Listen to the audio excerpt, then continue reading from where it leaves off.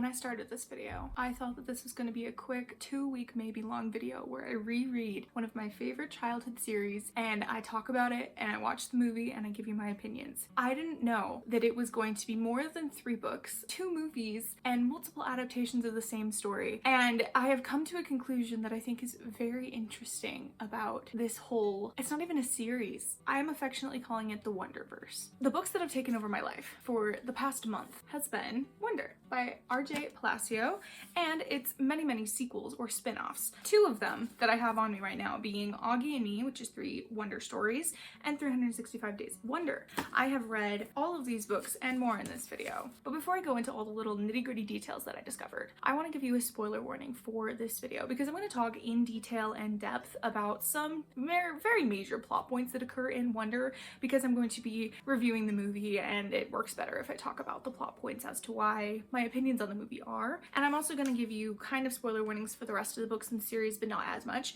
And because I really love Wonder and I really hope that everyone who hasn't read Wonder will read it at some point in their life, I want to give you a spoiler warning right now. I'm going to give you a spoiler-free review of just Wonder for the first part of this video. And after that, if you don't want to be spoiled, please go read the book and then maybe come back. Wonder is a book about a kid who has a facial difference from the rest of us. And he has spent his life up until this point being homeschooled by his mom and kind of being not scared of the outside world, but kind of being detached from it a little bit because children can be cruel. So now he is going to 5th grade in a real school, and now he has to kind of deal with the consequences of not even his actions, but just the consequences of how people can treat people that look different and act different than they are. And this book is such a good book. It does a really wonderful job of being in a child's point of view and kind of showing you how children see things. It does a really good job of making you fall in love with the main character, and then it also helps you understand how other people see the world. Also, because it's written not really in dual perspective,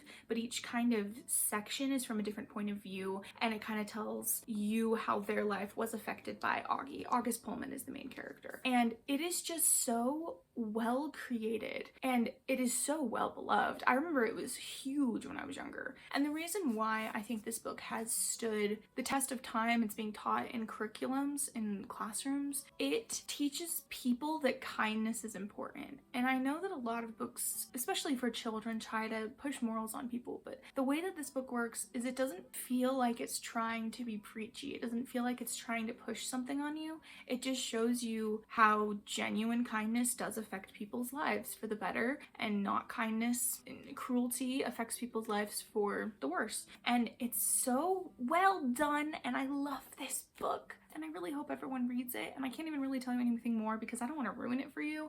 But just know it's funny, it's heartfelt, it makes you cry, it's wonderful. The audiobook is also really good. I highly recommend listening to it as an audiobook. How I read this book for the first time was I actually was in a book club when I was very young. I think it was from when I was in like 3rd grade to 5th grade. It was just a bunch of other little girls my age, and all of our moms would take us to someone else's house every single, I think it was a month. So you'd have a month to read a book. Every month, each kid got to choose a book. And so one of the months, one of the kids chose Wonder. And so my mom got the audiobook from the library and we listened to those CDs just over and over and over again to the point that I think we were actually the one that scratched them. But we just kept checking it out from the library and listening to it over and over again, me and my whole family. I think before book club that month, I'd listened to it at least 3 times just because we liked it so much. This book does have a little bit of swearing in it. Nothing big. I think it only has like maybe 3 swear words, if that. Not enough that my mom told us we couldn't read it. And ever since then, I've just loved this book. I also really love Augie and Me. These are the only 2 I can talk about right now as having read them. This one really helps to understand more of the characters' decisions in Wonder, and it's a good companion novel, but you don't necessarily need to read this to understand this book. This book really stands on its own very well. That is my spoiler-free review. Please go read the book if you want to, and if you want to be spoiled, keep watching. But thank you for watching this much at least. Alright, so I am me from the future. Everything you're about to see now in this video has happened in the past. I had to make a new intro because I honestly thought this video was going to be so much shorter than it was. So I had to give you a fair, accurate warning of what this video is. So I had watched the movie recently when I started rereading Wonder. That's actually what started me to want to make this video, was because I wanted to actually reread the book and have an accurate opinion about the book and the movie so I could like compare the details and stuff like that. So while I was reading this book, book, I took notes on like core plot details and stuff, and so when I was watching the movie I was able to contrast it effectively. So that is why I reread this book the way it was, and I don't give like a really accurate review later on about the book just because I basically talk about the book when I talk about the movie. So that's like towards the end of the video. So now we're going to jump to Past Me, who was rereading this book and had no idea of what she was about to go put herself into. Before going into it, what I remember is it does a really good job of showing into each character's brain and how they perceive Augie and how he influences their life. I'm not going to go too deep into the movie as I'm rereading the book because I kind of want to give you my thoughts on the movie at the end, because I also want to rewatch the movie because I do realize that I am so biased towards movies. So biased as in I hate them. Like 90% of the time I get so frustrated at them because I'm just like, you're not getting across the point of this book. So I don't want to go too deep into that when I don't have like a full-on well thought out opinion currently. So I want to give the movie the best chance I possibly can, the most grace I possibly can. So we're gonna read the book first. Let's start rereading.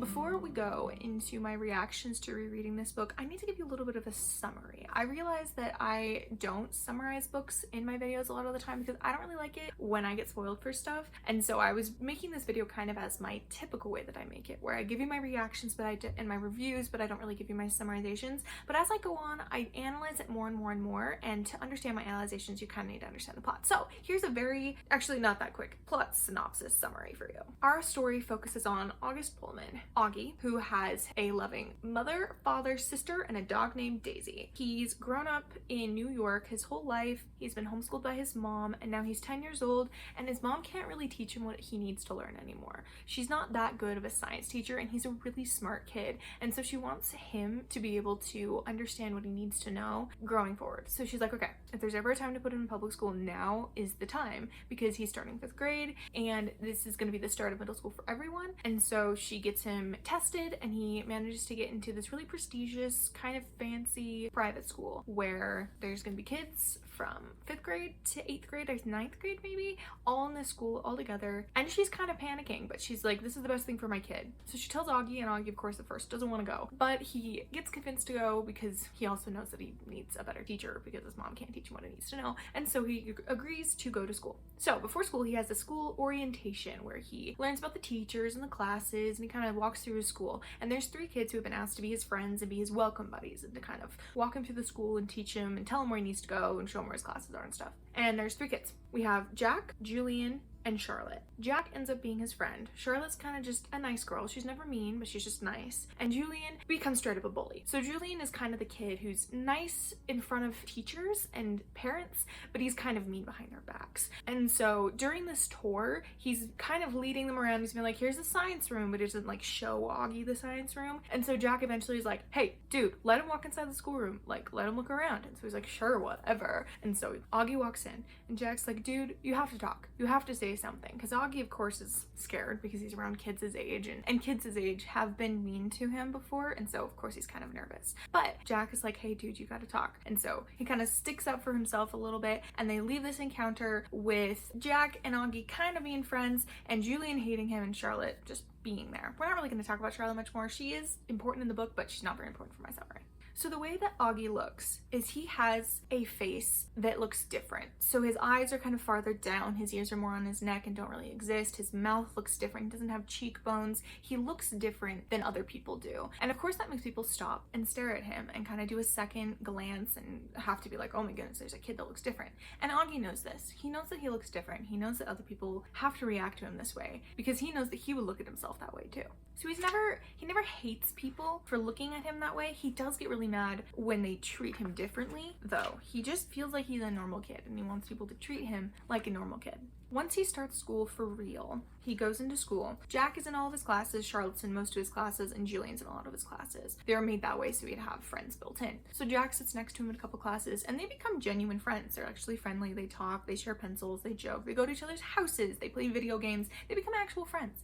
Julian is a straight up bully, and he kind of rallies all the other kids in the school to be mean to him. There's this thing like the cheese touch where no one wants to touch Augie, and if they do touch Augie, they have like 10 seconds to go wash their hands, or otherwise they catch watch it. What it is, they don't know. He also starts doing like even meaner things, like saying things to Augie's face or leaving him mean notes. Jack, though, is his friend, but he doesn't really sit with him at lunchtime. The person who does sit with Augie at lunchtime is Summer, and Summer is perfect and wonderful, and I love her so much. She's so kind. She's kind of the ideal person in this book. She is the most kind to Augie because she was never asked to do anything for him. She just chose to be kind to him. So Summer's sitting with him at lunch, Jack is his friend, and Augie's been having a pretty decent time at school up until Halloween. On Halloween, he tells everyone he's gonna wear this one costume, but when the time comes, he doesn't have the time to put on the costume, so he puts on an old costume from last year. He goes through school, he's having so much fun because no one recognizes him. He's wearing a mask, no one can see his face, and so everyone treats him like a normal kid, and he loves this. He loves Halloween. He gets into his homeroom and he sees Jack talking to Julian, and Jack is saying some pretty terrible things about him. He's saying, like, if I looked like Augie, I would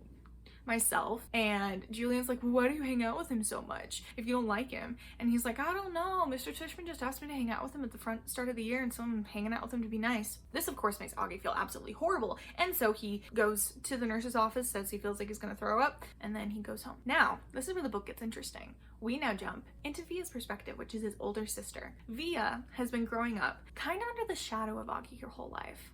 Up until she was 4 years old, when she got a little baby brother, she was kind of the center of everyone's attention. Everyone loved her. She was the first grandchild. And then Augie was born, and Augie immediately had to have a bunch of surgeries. They had to change the whole routine for Augie. Augie kind of always came first, and so she learned that it's not a self-sacrificing thing. Just if I want something done, I have to do it myself. And so she would take herself to the library. She'd make sure she got to school. She'd make herself get to birthday parties if she wanted to be there. She'd teach herself everything she needed to learn in school. She never asked for help, all because she knew that if she wanted it done, she had to do it herself. So Via has been having a really hard time in school also. She started a new school, and her friends, her old friends, her best friends, don't talk to her anymore, and she's kind of started hanging out with the theater crowd, and she's in a play, and she met this boy, and she really likes this boy, but she's still having a hard time kind of adjusting to being in high school now, and her old friends aren't talking to her, and it's still hard. And she's also been feeling this feeling for a while that Augie is too babied. Like, they baby him too much. They're not letting him grow up. They're not letting him do things for himself. And so she's kind of getting really annoyed by all the times that they kind of choose to cater to Augie's whims instead of just letting him grow up. And so on the day of Halloween, she'd been having a very horrible day because that was the anniversary of her grandmother's death, and her grandmother was a very special person to her. And so she was feeling terrible and crying, and she didn't want to go to school, and so she was told she could stay home, and she was spending a day with her mom watching movies, and they're both sad because it was her mom's mom who had passed away. Then they get called from the school that Augie is sick and throwing up. And so of course she feels terrible because she's like, my day with my mom just got ruined because of my brother again. And instead of getting really mad at him, she goes up to him and she's like, hey, we gotta go do the Halloween thing. This is your favorite holiday. We gotta go trick-or-treating. And he's like, no, my friend. And so he tells her what happened. And she's like, okay, that's pretty terrible. But also I've been having terrible things happen to me and I'm still living. And Augie's like, yeah, okay. And so she kind of helps Augie get feeling better, back on his feet, and decide to go back to school. The rest of the book is kind of segmented into perspectives, but because I don't want to go like plot point by plot point, I'll just kind of tell you what happens for the rest of the book. When Augie goes back to school, he's basically only friends with Summer for a while because he's not friends with Jack anymore. He heard what Jack said, but Jack doesn't know what happened because obviously Jack didn't know he was in the room. And so Jack's like, why aren't you friends with me anymore? I don't understand. So Summer gives him a hint and Jack manages to figure it out on his own. And one day Julian is being so horribly rude to Augie and about Augie that Jack just punches Julian in the face. And so Jack gets suspended, but he doesn't get kicked out of school, thankfully. And after that, he manages to say sorry to Augie, to say he figured out what happened and he's really sorry, and he makes it up to Augie and they're friends again. Because Jack had punched Julian was like, that's it, that's the last straw, and he starts a thing that ends up being the boy war, where everyone in their grade is kind of either on Julian's side or Jack's side, otherwise known as Julian's side or Augie's side. And so there's kind of this plot for a little while where there's a war and they're trying to like get people on their side. During this time, Julian has been leaving increasingly nasty and terrible notes in both Jack and Augie's lockers. And Jack and Augie have been kind of fighting back, but not leaving mean notes. They've been leaving notes that have been addressed from a girl named Beulah, who is this girl that they completely made up, but it's this like kind of gross girl who has a crush on Julian. And so he'd be like, I love you, Julian, smell my feet, XOXO Beulah. So they're just like kind of notes to annoy him more than anything. They're not mean, but because they're doing this also, they're like, well, we can't tell the teacher because we're also doing things that are bad. So they don't end up telling the teachers. Now Via has a boyfriend now, and he's really lovely and nice. And one day he comes over to their house and he's having lunch there, and Jack is also over at their house too. And so when Jack's about to go home and Justin's about to go home, the mom's like, hey Justin, will you walk Jack to the bus stop? And Justin's like, yeah, sure. On this route, they end up running into Julian, and Julian's totally nasty to Jack. Justin kind of like, it's like, hey, what's going on? And so he tells him. And so then after Jack gets on the bus, Justin goes back to the kids because he has a violin case that it says in Universe, all the kids think that it's like this case of a gun because they're young kids. So he has his violin case and he kind of like puts on this gruff accent, walks up to the kids. He's like, hey, stop messing with Jack. Obviously these kids are like, they hired a hitman to come after us. And because Jack didn't know that this happened, that starts getting laughed about. So Julian's side kind of starts weakening in this war. They end up going to Via's play, and it's wonderful. And from Via's play, she ends up making up with her best friend. So then we come to the end of the book. We have the nature reserve trip. This is at the very end of the school year, and all the kids and all the grades, I'm pretty sure, get on buses and they go to a nature preserve for like, I think it's like 3 days, and they do lots of fun stuff. They go hiking, they look at birds, and they swim in lakes and all that fun stuff. And at the very end of this trip, they go and watch an outdoor movie, and it's in the dark nighttime, and it's on this big screen in front of a cornfield, and there's like woods around. And so in the middle of the movie, which is The Sound of Music, Jack has to pee, and so Augie's like, all right, let's go wait in line at the porta potties. But the line at the porta potties is so long, and so they're like, hey, whatever, we're not doing this, let's just go in the woods and pee and come back. They aren't supposed to go in the woods because, you know, it's dark and scary, and you know, teachers can't see you there, but they go in the woods anyway, and they're like, we're just gonna be here for 5 seconds, we're gonna pee and we're gonna leave. But while they're in the woods, after they pee and they're trying to find their way back, a group of 7th graders from another school, because a bunch of other schools are also at this nature retreat, a group of 7th graders from another school comes up to them, sees Augie, and they start being real nasty. They start getting physical, they start trying to like pull Augie away. We're not sure what they would have done if they managed to get Augie, but Jack stands up to him and there's punches thrown. Now, a group of kids from their school, from Augie's school, that were actually like friends with Julian, like the popular kids, had seen them go into the woods, and they followed them just to make sure they were safe. They come in and they punch the 7th grader in the face that's trying to grab Augie, and they manage to run away, and Augie's jacket sleeve gets ripped and his hearing aid gets pulled out and taken as kind of a souvenir by the 7th grader. This kind of incident kind of solidifies in these kids' minds that Augie is a kid. Like, he's just a kid, and he kind of just becomes one of their own now. He's protected by these kids, and it's a really touching point of the story. I'm almost crying. So then they get back to school, and Julian, he's out. He's so out. He's not popular anymore. Everyone's kind of like, no, dude, Augie's cool. Like, we like Augie now. Julian kind of becomes not popular, and then he leaves the school at the end of the year. He goes to a different school. So at the very, very end of the book, they have the graduation ceremony for these 5th graders, and they're handing out like the prizes for most excellent grades and all this stuff. And then there's one more award to be given out, and it's the Beecher Prep Excellence Award or something like that. And it gets given to Augie because he inspired the most kindness in the people around him. And it's this really touching, wonderful point of the book, and it's lovely, and then the book is over, and it's such a good book. The best part about this book isn't really the plot. It's the fact that Augie inspires so much kindness in the people around him, and just from being around him, people's lives are better. And it's really cool the way that the book is set up because it's in different people's perspectives, and so you get to see how he influenced their life, and it's so well done. I love this book. I haven't even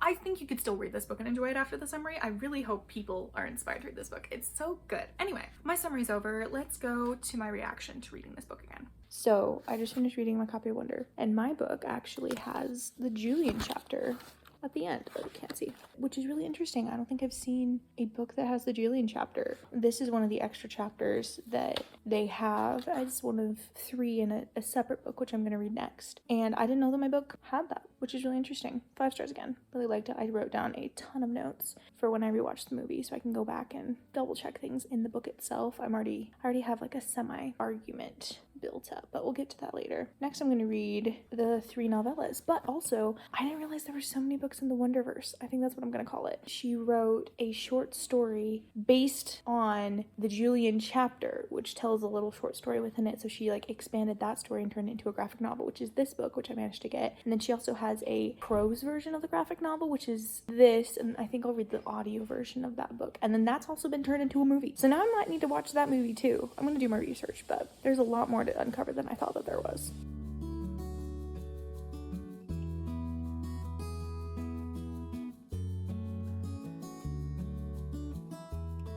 it is so loud in my house right now, but believe me, it was louder earlier. So this is still a better time to film. Someone's listening to something up there, they're vacuuming up there, someone's playing the violin. Anyway, I finished Wonder the other day, I told you, and I just started reading Augie and Me, which has 3 Wonder stories. So the way that Wonder is set up, it has chapters of different perspectives. And so this one has 3 different perspectives that weren't shown in the original book. And one of those being the Julian chapter, which is why I was very surprised to see that my copy of Wonder had the Julian chapter in the end of it, especially since the dust jacket didn't say anything about it being in there. I think maybe I had the wrong dust jacket for the book. Maybe all the copies are having the Julian chapter at the end, because the Julian chapter talks about the bully of the book and kind of his motivations for doing what he does. And so I guess including it at the end of the original book kind of gives you a perspective into the bully that gives you a bit of peace towards him and more grace in his direction. So I can see why they included it at the end, but it was still like, whoa, I didn't know they were doing this. So anyway, I'm reading my copy of it, which has Julian chapter, Pluto, and Xingling. Pluto is the perspective of his childhood friend Christopher, and Xingling is Charlotte's perspective. And I love Charlotte's perspective. It might be my favorite one. So far, my perspective on the Julian chapter is that it really does show you that he was a merciless little child, which I think is really important to see, because a lot of books these days, or movies, they try to take the villain and be like, but he's a villain because of a reason.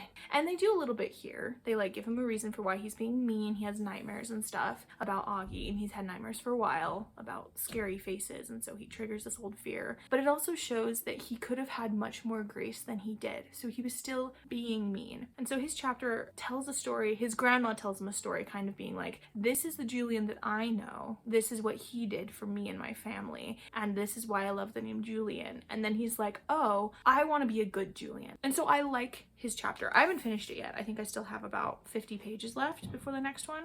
I'm really interested to see how they turn this much into a graphic novel. I can understand a graphic novel, but a 6-hour-long book, like a prose book, that makes less sense to me. So I'm thinking maybe that was just a different copy of it, but they had it also on audiobook that was like a short audiobook, and then they had a long audiobook, so I have no idea. I guess we'll figure it out together. But I'm interested to see how they turn this into a movie, because I know the story and it's not that long. Like, they must flesh it out a lot. And it's also like a World War II story, which is not my favorite, and I didn't expect to go into this in this video, but here we are. I am pleasantly surprised that I'm still, not even surprised, I'm just pleasantly happy that I still love this series and this book though, because it's just so beautiful. Oh, I highlighted some quotes. I'll tell you about them. I dog-eared it. I don't dog-ear things very much anymore, but I dog-eared this because I wanted to remember this quote. So at the very end of the year, Augie's at like his end of the year graduation ceremony, and they're having the speeches, and so the principal gives a speech. This whole book, kind of the motto of it is, when you have a choice between choosing right, being right and being kind, choose kind. This book kind of shows how children can choose to be right or kind, even though they're children, and people and adults, like it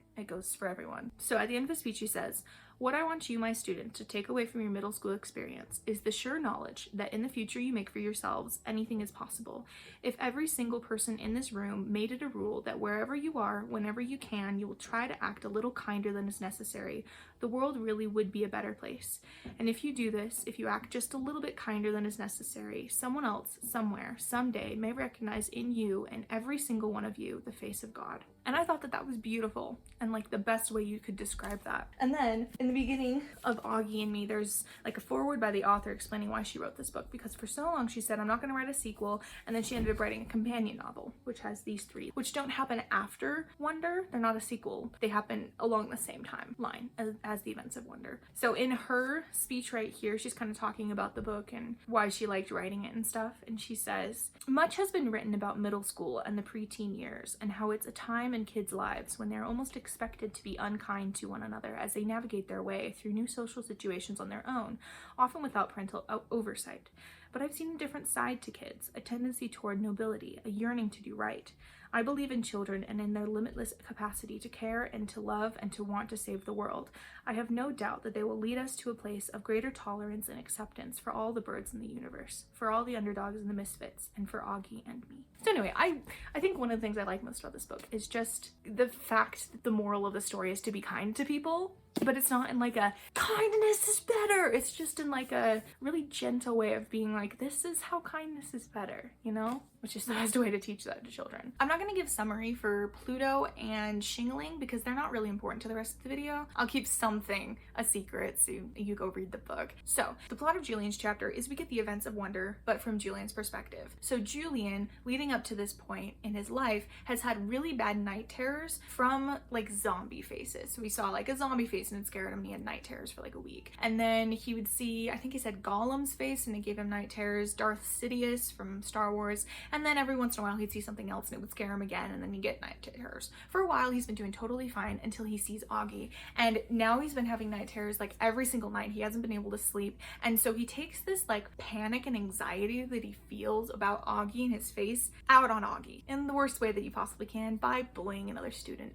And in his brain, and also supported by his parents, he's just like, I'm doing the right thing. That kid is the one who's been doing bad things to me. He's scaring me. And so he's kind of deflecting the blame off of himself, where we as the reader know that he's been really cruel to this child. So right before the nature preserve trip, he gets taken into the principal's office because the principal got told about the notes. And we actually do learn about this in Wonder. I just didn't tell you my overview because it doesn't really matter. But at the end of the year from Augie, we learned that they did get told about the notes. So Julian's told off about the notes, he gets suspended, and then he also gets told he's not allowed to go on the nature preserve. And he's so obviously super sad about this because he's like, I really like the nature preserve. And when he's in the office, Mr. Tushman's like, Julian, I would love it if you would send Augie a note saying sorry. I think that was like maybe one of the conditions of him coming back to school, was sending a note, a sincere note of apology to Augie. But Julian says, no, I'm not gonna do that because he's not coming back to school anyway, which he's really sad about because he does like this school. And so he doesn't apologize, he doesn't say sorry. His parents are kind of like, we're gonna take our child out of this school right now. And so over the summertime, he gets taken to his grandmother's house for the summer, and he just kind of spends his time playing video games until one day his grandma's like, you know, what happened with you and that kid? And he kind of tells a little bit of his story, and his grandma's like, let me tell you my story. So this is his grandmother's story. When his grandmother was younger, she was a Jew, and she was living in France around the time of the Nazi occupation of all the European countries. During that time, she was a very spoiled, selfish child, and she cared really only for herself. In her school, there was a kid that they nicknamed Toto, which I can't say it because it's French, but that's the pronunciation as I can best say it. It's Toto, which means crab, because he was a cripple and he would walk kind of sideways because he had to use 2 canes to walk around because his legs were a different way because he had polio, which kind of like pulls your muscles weird, and so you can't walk right after you have it. So when the Nazis come to take the kids in her school, Toto sees her, finds her because she's hiding, and he takes her to his house and they hide her in their barn for 2 years. And during this time, she learns to love him and his family, and she's really grateful to them. And at the very last day that she ever saw him, he tells her his real name, which is Julian, and it's really sweet. And then he gets taken by the Nazis because he's a cripple, because at the end of World War II, they would take anyone, not even Jews, anyone who wasn't perfect. And so he gets put in a concentration camp, and then he gets killed in the gas chambers, and it's really sad. And for the rest of the war, she's sheltered by his family and saved by them until the time that her dad comes and finds her, and then she lives with them. But for the rest of her life, she loved this family as if it was her own family. And so at the end of her story, Julian is obviously struck by the fact that he was so horribly cruel to Augie, and he kind of finally understands just how he was, and he cries, and then he writes a letter to Augie apologizing for what he did. And that's the end of our little short story. Now you might be thinking, how does this short story become so important to the rest of this video? Just wait, I'll get into it. Back to old me.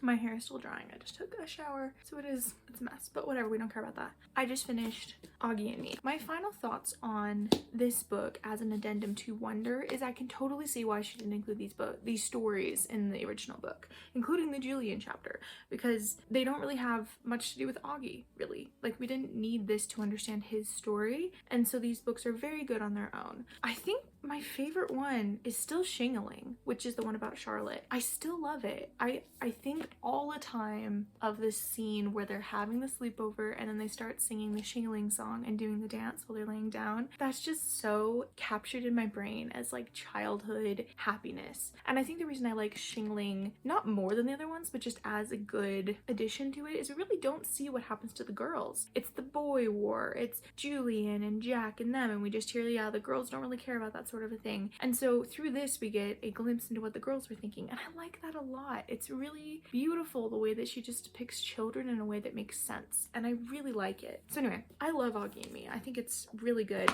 I did realize while I was reading Wonder I missed something, because my copy is kind of weird. I told you it has like the other things at the end. I'm pretty sure I skipped something at the very end of the book. Yep, there we go. I missed the appendix, which has the precepts. So of course we have Mr. Brown's original precept, which is when giving the choice between being right or being kind, choose kind. I like Augie's one too, which is everyone in the world should get a standing ovation at least once in their life because we all overcometh the world. Oh, interesting. I don't think I've ever read to the very end. At the very end of Wonder, it has some vital resources. And it says, here's a few of the organizations with which I've been in touch that are doing wonders for children with craniofacial differences.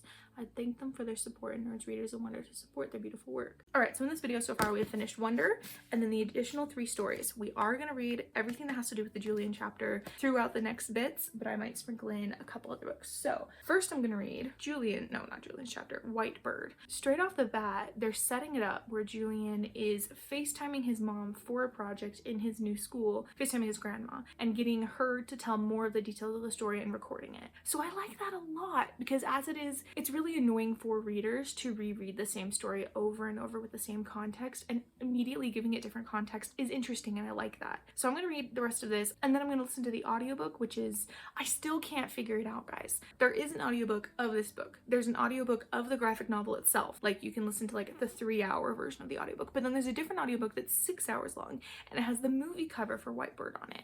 And so is it the movie novelization audiobook or is it the novel version of the graphic novel which then got turned into the movie? I don't know. I need to look up dates of when these things came out so I know, but I'm rather confused. I've been confused about that for a little bit, but we're going to read the graphic novel and then I'll tell you what I think.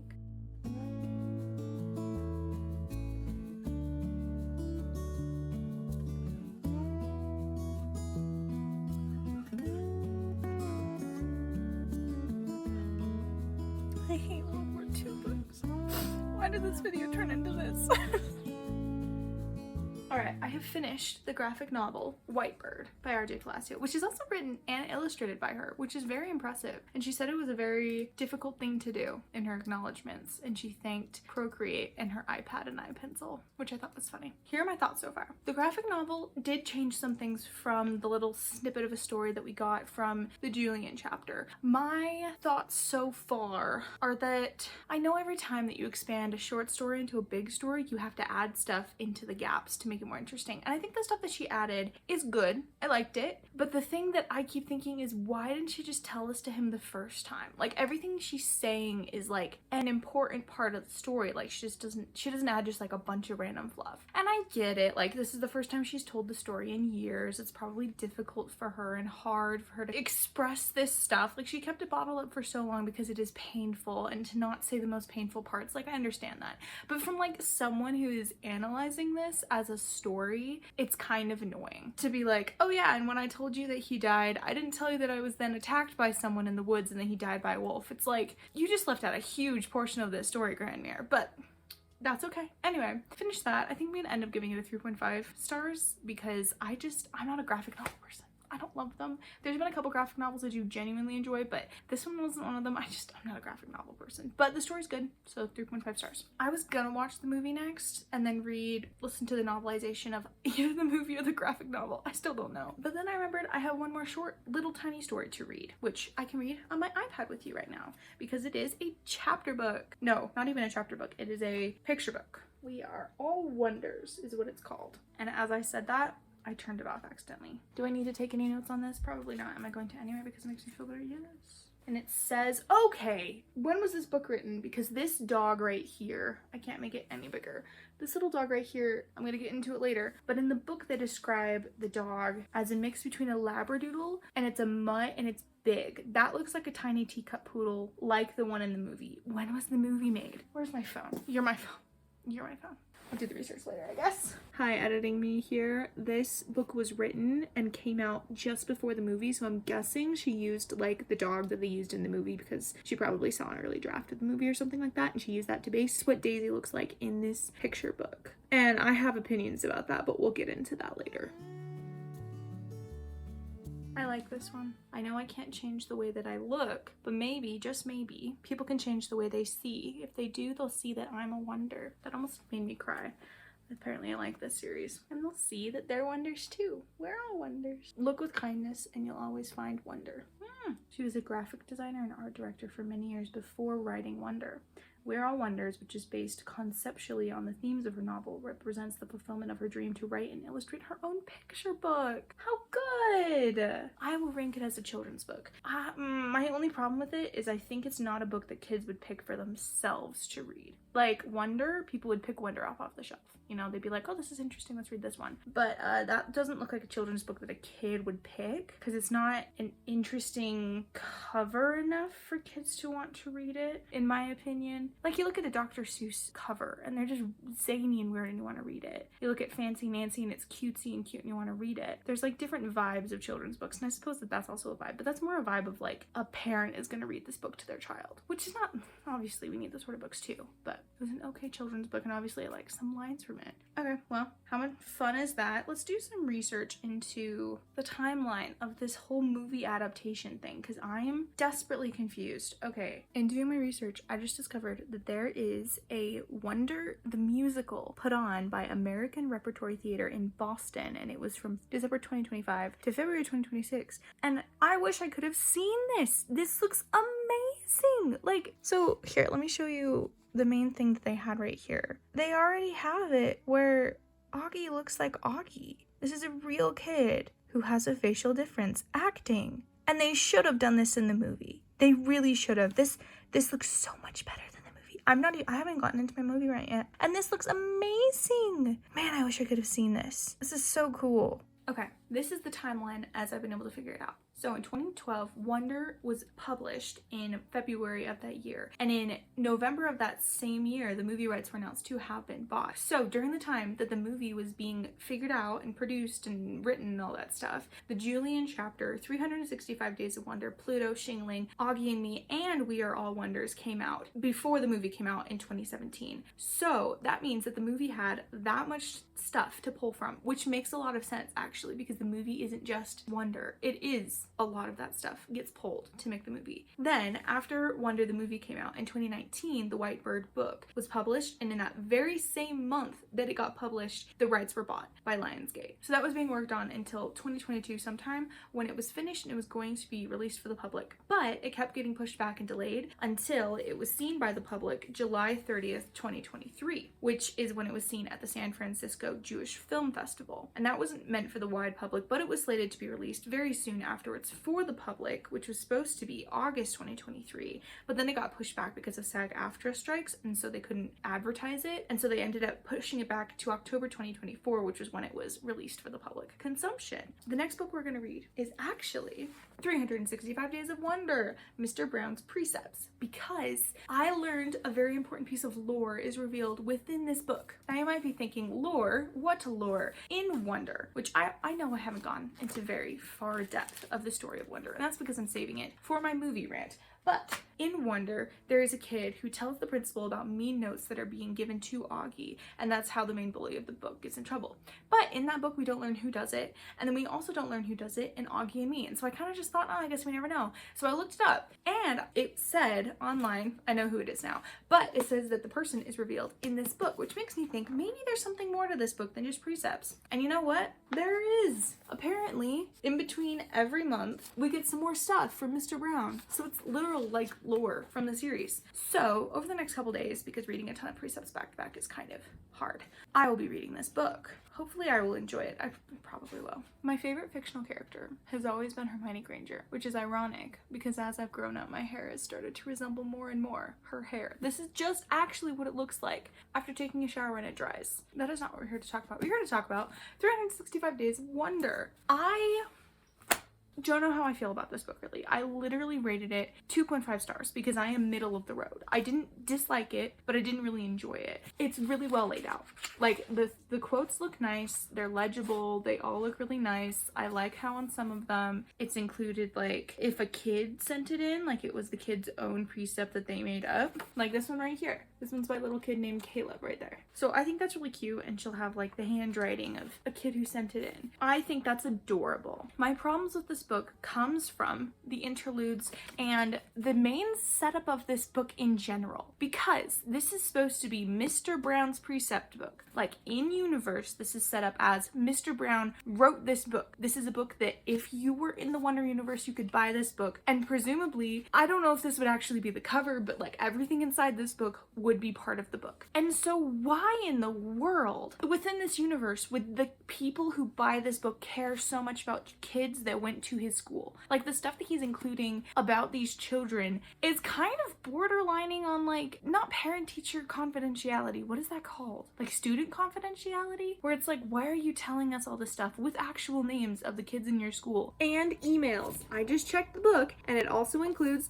the emails of the children. And I'm assuming this is their real emails, and he didn't change them, but it includes their emails, multiple students' emails, in the book, in the text of this in-universe book. That has to be breaking some sort of law, right? Like, I understand why in our universe that stuff is included in here, because we care about Augie, we care about Charlotte, we care about Julian. So it's fun that we figure out who told about the notes. But in universe, that makes no sense. These people don't care. Like, anyone in universe who's reading this book does not care about these notes because they don't have the background. And so it makes no sense to have these interludes about this stuff. I like the interludes where he's talking about, like, a precept that his grandmother told him or something that he learned when he was in college. Those are fun. Like, those, no problem. It's the ones talking about these kids. It makes no sense. And the other thing is, if we're holding on to this being an in-universe book and everything within this book is part of the universe, why is this the character? That's Augie. That's Augie. Why is he the person who's on the cover? Is this supposed to be Mr. Brown? This doesn't fit the Mr. Brown in the movie or in the book's description. Mr. Brown in the book is white with fluffy blonde hair. In the movie, he is a dark-skinned man, and so that doesn't work for this. This is Augie. This is straight up Augie. So why is he the main person of this book? It makes no sense. It makes no sense in universe. In our universe, I understand why Augie's in here, but it also just doesn't make sense because you feel like you're reading an in-universe book. And that is what's bothering me, because there's so many things that just are like, this makes no sense as an in-universe book. If this was just like a random tie-in book where she was like, here's a quote book, 365 Days of Wonder, and I'll include some more stuff about the world as interludes, that would make so much more sense as a concept for a book. But as the way that this is made, I don't know why I'm getting so furious about this, but I am. Also, I read this entire book, and in saying that, you might be thinking that means nothing. This is super easy, quotes and stuff. So at the very end of the book, it tells like this little bibliog. I think it might just be called the appendix. Nope, it doesn't. It's just called the profiles behind the precepts. And so it says like January 2nd, Sir Thomas Brown. And it says he was an English physician, philosopher, and author. So like gives you a little background on who wrote the precept. Interesting. I like that. That's so cool. But why do in some of these do they tell you the quote in this book is from Religio Medici 1642, and then in other ones it doesn't say where the quotes are from? I don't know why that gets on my nerves so much, but it does. Because in some of them I'm like, oh, that would be interesting to figure out where that specific quote was from, and it doesn't say anything. Consistency, people. And then the another annoying thing is that I know so much care went into this book. Like, they did a really good job of, like, figuring out who wrote the things, and in this, it even will give you, like, a repeat, so it's, like, April 26th, see Medicus, February 2nd, like, go see this profile for this author. But then, there's other parts where the typesetting is just wrong. Did they just not proofread this one final time? This is a really easy fix. Like, you see on the rest of this page how it's blue, blue, black, black, blue, and there's nothing different about these, because it's the same as these ones, where it says, see this one, see this one, see this one, see this one, so why is this one black? I don't know. And I don't know why that bothers me so much, but it does. I think of all the books I've read so far that are Wonder spinoffs, this is the most cash grabby one. And can I say I hate the cover? 2.5 stars, because I'm middle of the road. I have no idea what I feel about this book. Obviously I have more hatred than love, but I did like a lot of it. Like, I made a list of things. As I was reading, I was writing down like January 9th, January 28th, February 8th, February 26th, the precepts that I like. And I'm planning to go and make a list of them and maybe print them out and put them on my wall. Because I like the precepts. They were interesting. They were cool. So I liked a lot of this book. I liked the concept. It just failed some margin of it feeling like a worthy addition to this universe other than it being just a solid cash grab. And it feels like it's a solid cash grab. Like, I think she had an idea, like she wanted to do this, but then her publishers were also like, yes, let's do this, this is amazing, this is the best thing I've ever heard, because they wanted more money. And so they didn't really question her choices as much, because just the concept makes no sense in universe for a lot of stuff, and then in our universe it also doesn't make as much sense. Anyway, and this is a really small tiny thing, but at the very back of the book it includes an excerpt from Wonder, which tells you like the origin of the precepts and the chapter in the book where they go to class for the first time and Mr. Brown introduces precepts. And that makes sense for people who haven't read Wonder to have that and include that, for it to make sense. If they didn't explain in the very beginning of the book, they had this very nice, lovely foreword by Brown himself, Mr. Brown, about why those precepts are here, and he basically explains everything that's said in this last chapter of the book. Everything. In that in-universe explanation. So then they just have an out-of-universe thing at the end of the book, which just is confusing. Yeah, that's my opinion on this one so far. I kind of fell into a slump after reading this, honestly, where I couldn't touch Wonder for a little bit. It's been like a couple days since I've updated you, because it's driving me crazy. Anyway, now I need to watch a movie, a World War II movie. And I think I have the guts now. I think I can do it. Yay, I am so excited for pain and suffering. Let's go.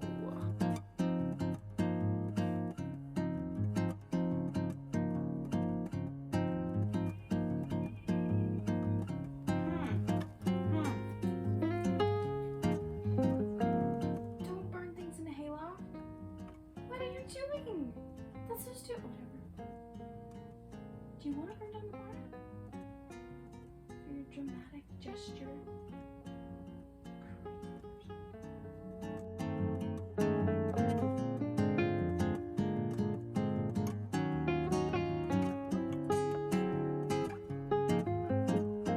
Okay, I finished the Whitebird movie and I have started listening to the graphic novelization because I realized that it is just a novelization of the graphic novel, which is really weird because there's two versions of an audiobook for this. I'm pretty sure the novelization is also in novel form, like you can get the physical book, but my library doesn't have that, so I have the novelization as audio. But there's also an audiobook of the graphic novel itself, which makes this really confusing. But that one is a full cast audio of the graphic novel, so it has like each different character has a different voice as it appears in the graphic novel, which I think is so cool. But it has a like 5-week wait on Libby, and I'm tired, so we're not going to listen to the same story 5 times in a row. But that's cool that they have that out there as a way to listen to the graphic novel, and that one's like 3 hours long. It's really short, and this version is like 6.5 hours long, so it like doubles the length of the graphic novel. But it is not the novelization of the movie, which is what I thought it was going into it. And so I started listening to it being like, am I just gonna listen to the same story over and over? But no, it's a novelization of the graphic novel, but it's in a weird way. But we'll get to that in a second. First, we have to talk about the Whitebird movie. Number one, it is PG-13, which makes sense because it is a movie about, you know, the Holocaust and stuff like that. So it makes sense because there's like blood and death and gore, and there's a couple swear words in it too. That makes sense that it is PG-13. Do I think that that is weird for a movie within the Wonder franchise? Yes, because the Wonder franchise is meant for young readers. Like the graphic novel itself is maybe meant for someone a little bit older than someone who would read Wonder, but it's meant for the same age really. Like 5th graders. I read this book when I was in 3rd grade, and there's no way I would have been okay to watch this movie when I was in 3rd grade. So I think it's a really weird, what's the intended audience of this book? Because if the intended audience is for people who liked Wonder, because it's very much marketed as a Wonder movie. This is from the creators of Wonder, that sort of a thing. And it just doesn't give it the same vibe as Wonder. I mean, kind of, because the main like core of the story is being kind, but it's also like, who would watch this movie? Like, the kids by this time probably have grown up enough to want to watch this movie, but the kids that grew up reading Wonder probably aren't going to be like, ooh, there's this Wonder adjacent movie that's about the Holocaust, I want to watch that. It just like, it just feels weird. Like, who's the intended audience of this movie? I'm confused. but that's okay. I watched the movie. And let's talk about the things that I liked first. They did a really good job with the opening sequence of setting it up in the way that the graphic novel set it up. The overall framing of this movie is still Grandmere talking to Julian, but they set it up as Julian is older. He's 15 years old now instead of, how old is he in that one? Like 10, something like that, because the actor obviously grew up, and so now he is a adolescent, so he cannot play a 10-year-old anymore. So they aged up the character and the story itself. So they kind of like erased the fact that he went to his grandmother's house during that summer and she told him the story there. In this universe, that hasn't happened. Instead, the first time he's ever heard the story is the full, long, extended story. He might have heard snippets of it from his dad, because in this universe, she's told some of this stuff before. I like that setup. It's pretty good. It shows Julian is kind of the same kid that he was before, even though it's all these years later. He hasn't really changed. He needs this character growth. Cool. Great. Setting it up with him being like mean to kids at school. Not really mean, but like not really caring and not being kind. So he comes home, he sees Grandmere. Grandmere's like, what's going on? Let me tell you this story. So she starts telling the story. And then they set up the opening of this movie. Basically, the stills from the graphic novel is what looks like on the screen. They do a really good job with that. But then you get past that and it's just not anymore. Like, it's not the same after like the beginning of the movie. They do a really good job of setting up their friendship and her being kind of, actually they don't really show her being a brat that much. Although in the book she does kind of say that she was just kind of spoiled. She wasn't really bratty, she wasn't really mean, but she wasn't kind. They do show that, which is okay. And it does work well because in this movie they make it so Julian is trying in his new school just to be normal and not like stick out in any way. And so that does have a good parallel between the two of them, because you see him at school and you see her at school. So it kind of shows the same and why she's telling him the story. That was pretty good. So they show her like not being kind to him, and they also show her changing and becoming better towards the end of the movie. They did a decent job with that. I think my main qualms is the things that they removed from the graphic novel to make it more like a movie. And this is the thing I was talking to my dad about, where when you make a movie adaptation of a book, whether that be a graphic novel or a book or a children's book or whatever, it is so hard because books, they're not necessarily a better medium, but they are a medium in themselves. And so when you're taking this story that's pretty much perfect by itself and trying to turn it into another medium, something's gonna have to be lost to get it here.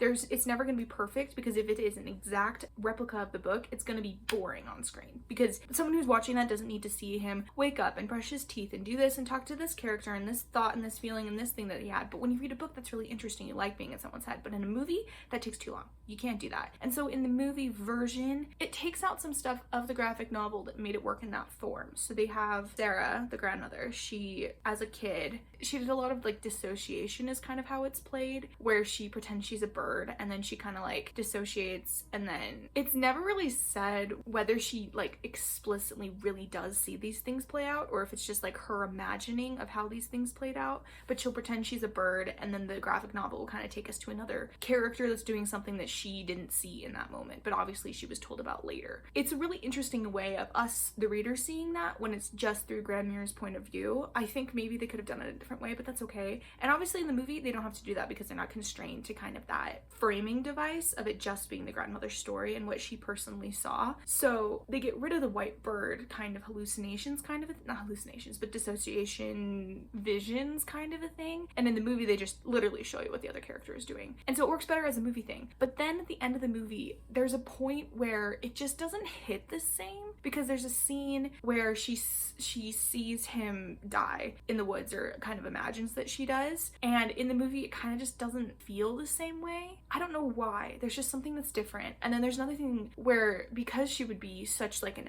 overactive hyper imagination kind of a girl, she would have nightmares and they would feel really real, because there's this whole thing about the wolves being in the woods, and she's next to the woods, and so she gets this really big fear of wolves, and the wolves are kind of meant to represent the fear and the terror that she's constantly under of being found. And so she has these terrible nightmares about wolves. And at the end of the book, it says that when she's in the wolves, big spoiler for this book by the way, so if you don't want to be spoiled, skip forward like a minute or two. When she's in the woods at the end, she's running away from this kid who wants to kill her because she's a Jew, and the wolves come, and it says in the book that she makes eye contact with the wolf, recognizes that it's the wolf that she's been having nightmares about, and the wolf like makes eye contact with her and attacks the kid who's attacking her, killing him, and then goes away and doesn't hurt her. In the movie, this doesn't hit the same way because they don't have the part with her having this hyperactive over imagination where she's imagining these wolves. And so when that does happen in the movie in the exact same way, it doesn't feel the same because you don't have that setup payoff where she was scared about this wolf and then it saves saves her. And it's very mystical, it's very magical, and I see why they didn't include it in this movie because it felt kind of weird in the book itself,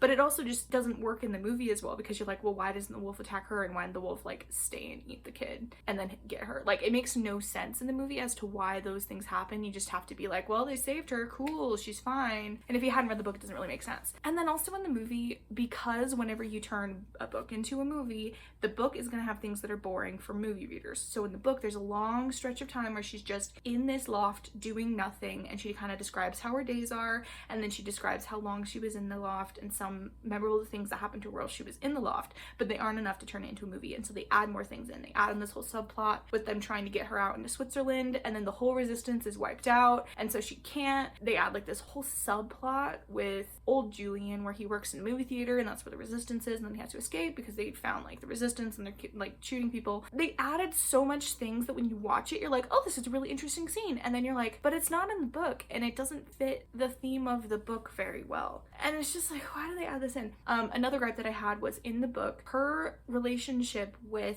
Julian's mother, old Julian's mother, is that of a mother relationship. Like, her mother spent, the mother figure spent literal like 5 hours a day with her in this place trying to keep her company. She would like wash her hair, she'd bring her food, she'd do all this stuff, she'd spend so much time with her, and then she would leave and go home every day. And it's so sweet. Like, in the book, you're like, this woman really loves this child, you can see it. In the movie, they downplay that so much. Like, at the end of the movie, there's this line where she's like, I will always think of you like a mother, and the girl kind of looks sad and she's like, but you're like, why? Like, obviously she took care of you, but we didn't see that bonding time really. We know that she likes Julian because you see all the time that she spends with Julian, but she doesn't see the time that she spends with the mother. And to me, that's a great loss, because that was one of my favorite things about that book, was the fact that, great, I'm gonna cry, was the fact that after all of this terrible stuff that happened to her, she lost one mother, but she gained another mother. And even though she lost like this young love that she had, she still has like these adoptive set of parents, and it's so sweet, and it's like a really good part of the book. And in the movie, it just doesn't hit, and that made me really grumpy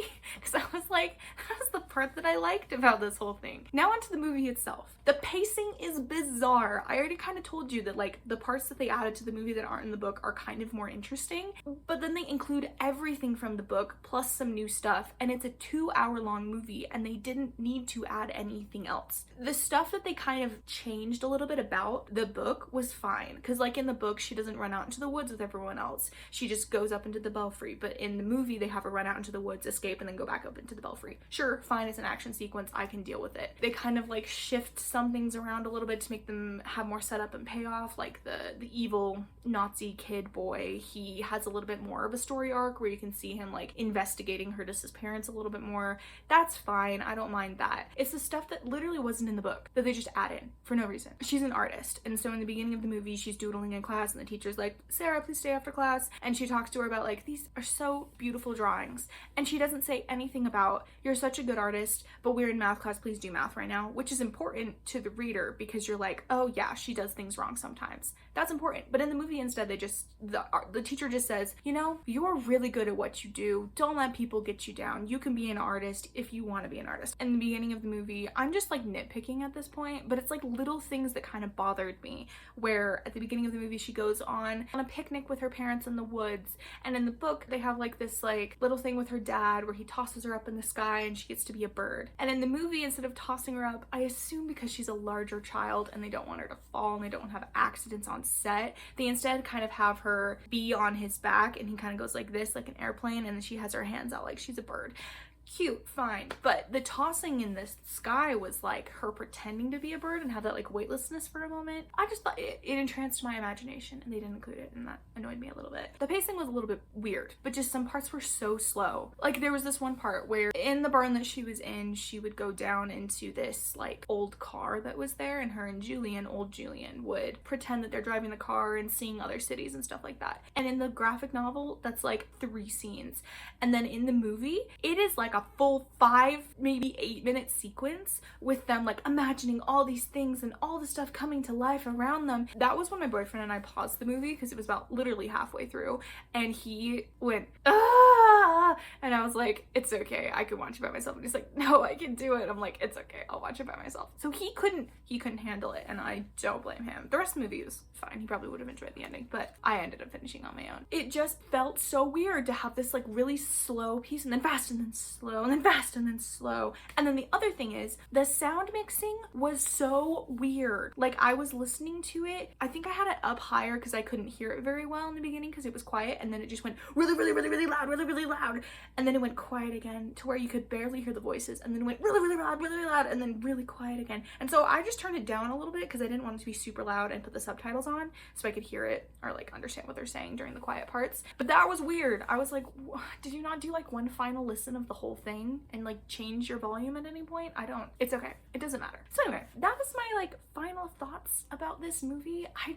I feel like it didn't really fit with the Wonder universe. I did like how they included it in the Wonder universe, but it lacks some sort of charm. And it doesn't really mash with the Augie kind of thing either. Oh, that was what I was gonna say. The storyline that they add where the grandmother, she gets told by her teacher, go do your art, you got this girl, woot woot. In the modern day world, Grandmere is like this famous painter, and she paints her like World War II stuff and lets her art speak for her. At the very end of the movie, she has this speech that she's giving and unveiling this like collection of her work. She tells like kind of the summation of the whole thing with like being kind is good and we need to think about the past, otherwise we'll forget about it. It shows her speaking, and then it cuts to Julian at school talking to the kids that he was mean to before and kind of becoming kinder. And they kind of cut out that whole Julian writing a note to Augie thing, which I assume is because this is so many years later that if he did that, it wouldn't make sense in the context of this film. And I understand that. And I think it kind of sets it up in a way that he does feel like a character who would apologize to Augie now. And that's good. Like, we don't actually need him to apologize because obviously it's so many years later. The only connections to the Wonder movie really is the fact that young Julian is the same actor as in that first movie. And also at the beginning of the movie, he's scrolling through Instagram and looking at like his old friends' posts and stuff, and it brings up pictures from the other movie with like Augie and Jack Will and Charlotte and all of them there. It like barely connects at all, and it leaves me thinking, did this movie have to be connected to the Wonderverse for it to matter as a movie? And I think it wouldn't have gotten a movie deal without RJ Palacio having written it. And that makes sense, but I'm also just confused. Like, did they have to make this a movie? I think the graphic novel itself was really good, and I think there's better movies out there. I think that there are movies that are better World War II movies because they're based on true stories, and that's another thing that my boyfriend said. It didn't feel like it mattered because it wasn't a real story or even based on a true story. It was just a story about something that happened, and it does bring up good themes, but other movies have also brought up those same themes before within this same context, and it wasn't even really well presented in a way for kids to understand it either as a movie. I think the graphic novel does a good job with that, but as a movie, I don't know. Anyway, I think those are kind of my final thoughts on the movie.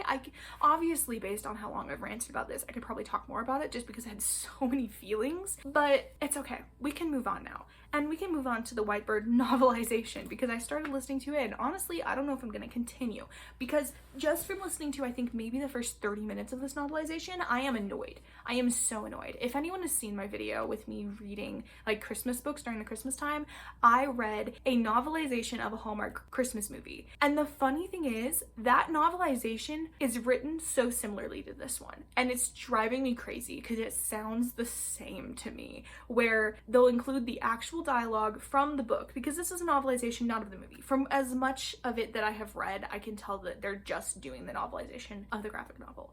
I don't think it's gonna include anything from the movie.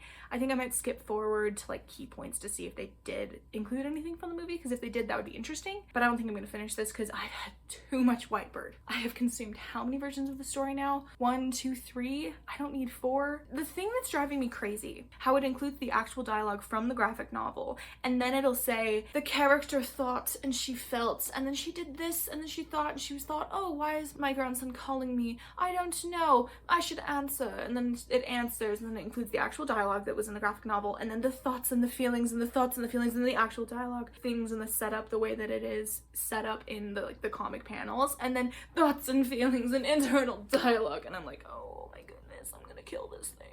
And then, if that wasn't bad enough, then when it switches into like her backstory, it goes into her, just the author, making up stuff. Because if there's no dialogue, they don't have anything to base it off of. And so they're just like, and I loved my mother and my father's so handsome and my mother's so pretty and I love her coat and we're going and walking and I love it when they swing my arms and I steal the baguette and I ran along. And it's like, oh my goodness, none of this was in the graphic novel. And you're just including this setup for the story. Like they're being like, and the Nazis are here and my father is explaining the Nazis to me and I'm confused. Why is my father explaining Nazis to me? I don't understand. I don't know. I'm 10. La, la, la, la. Oh my goodness. I'm so annoyed. And then at the end of the first section, it flashes back to Grandmere and Julian and the exact words again, and it's such a tonal shift and it's crazy. And I think there's even like a different way the voice actor is talking for those characters too, and so it's just like, bleh. I don't like it. I don't think I'm gonna keep going. I'll give you an update if I do end up keep reading. I decided, for the sake of consistency and journalism, I am also going to read the White Bird audiobook of the graphic novel that's 2 hours long, not the one I just read that's 6 hours long. And then we're gonna talk about the differences between the two of them, because I have a feeling there's gonna be lots of differences and I'm going to like one much better than the other. But let's listen to that audiobook real quick, shall we? Let's do it. Yeah, woo! This is already so much better.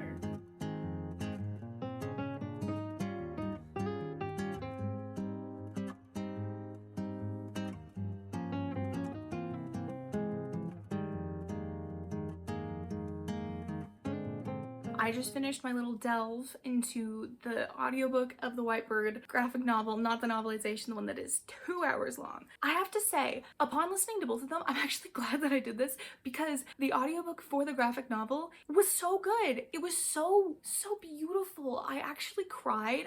I did cry reading the original graphic novel, but like some parts of it hit me harder listening to them the way that I was. And it was really interesting to listen to the graphic novel one, because they had a full cast audiobook, so every single character had a different voice and it made it really interesting to listen to. It was actually, I think that's similar to the Wonder audiobook, because I think that one maybe doesn't have a different voice within each chapter, but every section each person has a different voice, I'm pretty sure. So the parts that I really liked in the White Bird audiobook versus the novelization, in the novelization it's so long. It's so long and it's not necessary to be that long, because it adds in like the parts where it's like, and I felt this and thought this and did this and that, and it adds like this unnecessary backstory to every single thing that they do. Even when you're getting close to the very end of the book, it just adds more and more and you're like, oh my goodness. It's not necessarily like adding more to the book, but it feels like an essay where you're trying to reach the word count. So you're just like, and Rome was built in Italy. Italy is the birthplace of Rome. And you say that like 4 times to get to the end of the word count. That's kind of what this novelization felt like, because how else can you turn an audiobook that was 2 hours, that was perfect, into a 7-hour book? And I understand that I think the novelization is like a literal novel. You can pick it up as a novel and read it that way, but especially contrasting because I could only get my hands on the audiobook version. It was really interesting to contrast these two forms. So the things that I really liked in the audiobook, the short audiobook, so in White Bird there's a part in the book where there's 2 children that go missing, that escape from being rounded up and put in the truck in the beginning.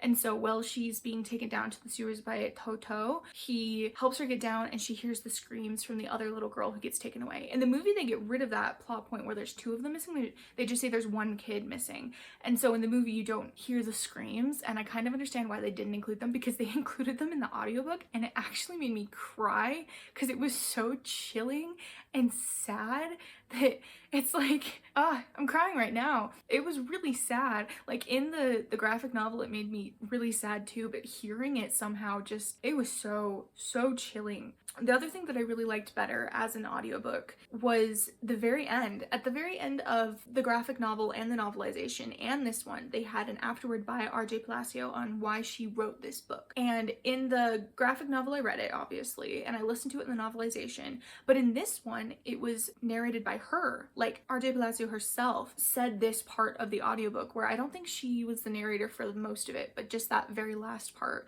was her.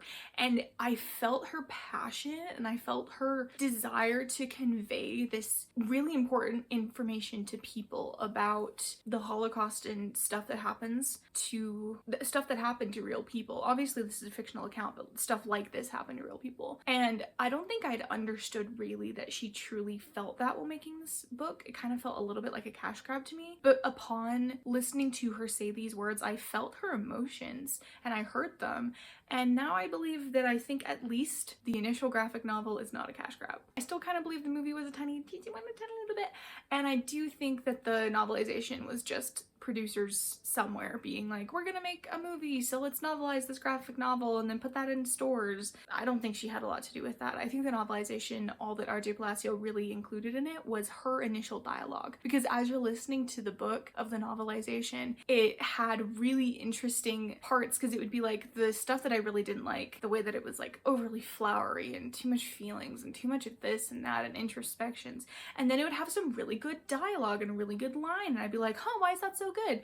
And then I re-listened to this one. I was like, oh, it's because it's the actual words that RJ Palacio wrote. Ah, that makes sense. I really recommend listening to the audiobook of the actual graphic novel or reading the graphic novel. I think that is a really good way to consume the story if you wanted to read a longer version of it. Because this video never ends, I'm doing editing right now for this video, and I realized that I wanted to reread the initial story, the story of what Grandmere tells him in the Julian story. And so I started rereading it. I'm hormonal, so I'm bawling my eyes out because I think the initial story of the Julian chapter that she tells him is perfect. I don't think there needed to be anything else added to the story to make it more poignant, to make it more heartfelt, to get the point across better that she was trying to tell. I understand that she wanted to create the graphic novel, but it didn't need to happen because there was a lot of things that were unnecessary. The Whitebird novel is canonically taking place within the same world. They set it up so Julian is FaceTiming his grandmother again. And as I read Whitebird for the first time, I even thought, like, I feel like some of these details are different. And I was right. Some of the details were different. Some of the details that they changed were the fact that he needed 2 canes to walk with. I'm pretty sure in the movie he only has 1. In the graphic novel, maybe he has 2. In the short story, she runs up into the loft. Not the loft. She runs up into the bell tower because there's a small room filled with crates and books, and she ends up hiding behind a crate with a blanket over her head and tries to like roll herself up into a small ball, which makes so much more sense for a place for her to hide. And I think in the graphic novel they don't include that. But then they also changed a couple more things. So in the graphic novel they don't make it like 2 or 3 kids who are missing, which is what it was in the initial story, and she says exactly which kids she knew was missing. In the movie they changed it to just 1 kid's missing, her, so we don't have that like chilling screams that you hear of the child being caught. And in the graphic novel I'm pretty sure it was just 2 kids, so then you hear the other kid being caught, because I guess it doesn't make as much sense for 3 kids. But it's like, this takes place in the world. It makes sense if you have your initial details and expand upon those initial details, but she changed a lot of them. Like, the one that I remembered really vividly when I was rereading it was the fact that she did not know Toto's real name until he passed away. Like, the day that he passed away, that's the day that she asked him for his real name, which makes it even more sad. But in the graphic novel, in the movie, she learns it like the first day. He's like, well, why don't you call me by my real name, which is Julian? And so the end of the story being so like gut-wrenching works better because it's, this boy was so amazing and his name was Julian, and then he died. The other thing that they changed was the fact that she was in the barn for 2 years.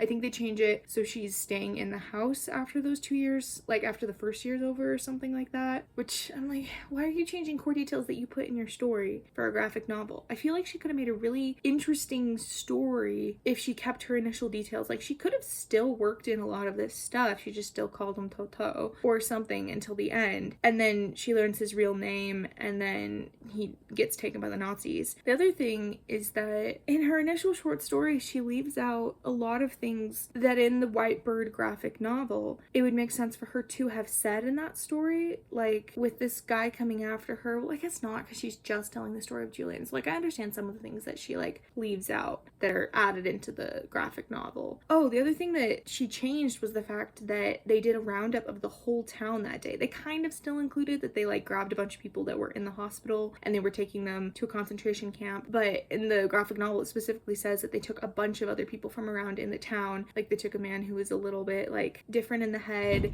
they took some other people that also had like broken limbs or something like that, and they took them also. So it wasn't just him that got taken, it was a bunch of other people, which would make it even more sad. And he did get taken on his way to school, so that's still the same thing. So they just changed some things, like the context of some scenes, and I'm like, why are you doing that? You already had the context for the scenes. Why don't you just use that context? It doesn't make sense. And then the other thing is, in the Whitebird, they change it so it's more dramatic, I guess, the way that he ends up ultimately dying by being like a shooting after the thing. But in this story, she says that they took him to Auschwitz and then he went through a gas chamber, and that's the way that he died. And that's still like so sad and depressing, and I think it still would have worked in the movie. But they had to make it so it's more of a climax story end of the movie, I guess. And I'm like, but you already told us the story, and this Whitebird story canonically takes place in the same universe. So you're having the grandmother either lie the first time or the second time to make the story more interesting.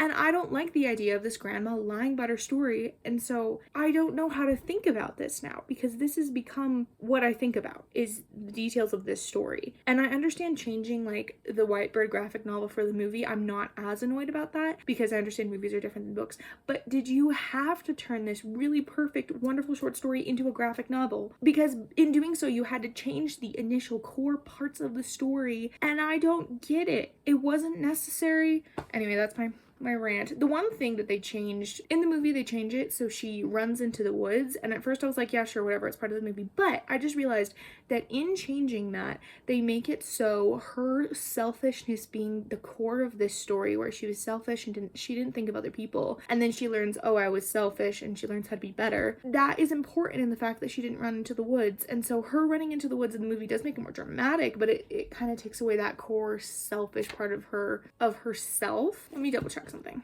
Okay, interesting. So she adds in a detail from here. It doesn't say that her dad made her promise to wear her boots to school. Instead, she wears her new red shoes to school, and she wears them because she's being a frivolous girl. Even though it's cold, she's still wearing her cute new shoes. And so they change that slightly to make it so that's how she's being selfish, is the fact that she's wearing these red shoes instead of her boots, when that's not in the initial story. In the movie, her running into the woods with her shoes makes it seem like she's braver than in the story it says that she is, and like less selfish. And I wish they would have kept her just running the opposite direction of the belfry. I just still think that undermines her character of being selfish, because then later in the movie they're like, you're a selfish person, and she's like, I am a selfish person. It's like, but why? Because you don't see that like part of her there, which I think would have worked better. I guess that's my final thoughts on this whole Whitebird story. I think the initial short story was better, and they should have just kept it as the initial short story, and you don't need to read the graphic novel or the movie or the novelization, because the initial short story is the best version of this story, and I'm gonna die on that hill. Okay, bye.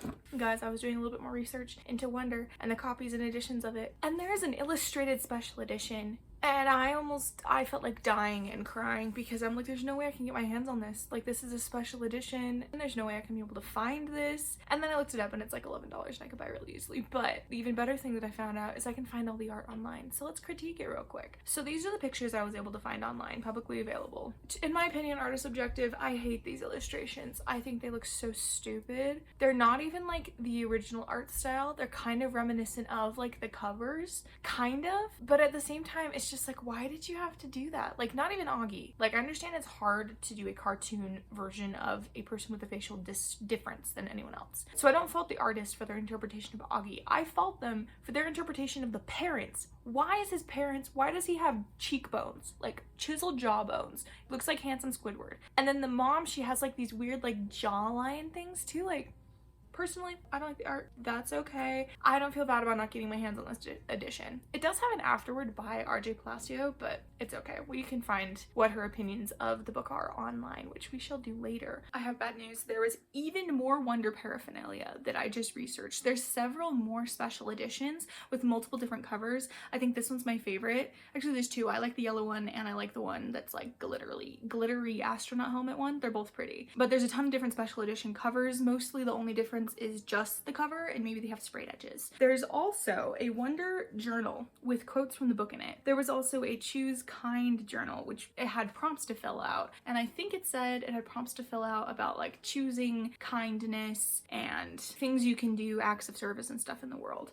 which I think that's a cool idea. Another one of the special editions was a Wonder Lit Crate annotated edition with illustrations. And this one looks kind of cool. I like the illustrations in this one. I like how it's a full illustration. I like this art style much better than the other one that I was talking about. I think it looks better. Still not perfect. I don't think it needs illustrations, but it's better. And then this one's my favorite one. There's 4 Wonder notebooks that I think Scholastic came out with, and it says these are perfect to share with friends. And because they're all different colors, they're work for anyone because you can trade them. And then boys and girls will like it because there's red, blue, yellow, and green. And I thought that was really funny. And it also says that they're for fostering creativity because there's one that's lined, one that's a graph notebook, one that's blank, and one that's bulleted. And it's for drawing. I can't remember what they said which one was, but it was very funny. That one I think might be my favorite one. If I bought anything, I'd buy that one just because it's so funny that they made that. And then also there's the merch from the musical. There's a bunch of merch that honestly, if I was ever gonna buy merch, I'd probably buy that merch because the sweatshirts and stuff looked cool. But obviously it was limited time merch at this one thing. Maybe you could still buy it on their shop online. I'd have to look. This merch looks more like it's branded specifically to the musical and it's like astronaut themed. So it has like the moon and the stars and the planet. I think if I was to buy anything, I'd probably buy this sweatshirt, like I said. I just like sweatshirts. But then also online, there is a whole bunch of just like people on Etsy got the cover of the book and they put it on a t-shirt. And then there's also a bunch of these really interesting shirts that I've never seen before. But it's like, I'm assuming if not the whole book, just like a large swath of the book's text on a t-shirt and it forms like this pattern of either the face or it says like choose kind in like bolder letters, or it like just makes the shirt look like it's colored but it's actually the words of the book. It's kind of interesting. I don't think I'd wear it, but interesting. Anyway, back to my previous tangent that I was on that was not talking about merch. The other thing that I spent the majority of the morning doing was researching Wonder the Musical because my goodness, this rabbit hole.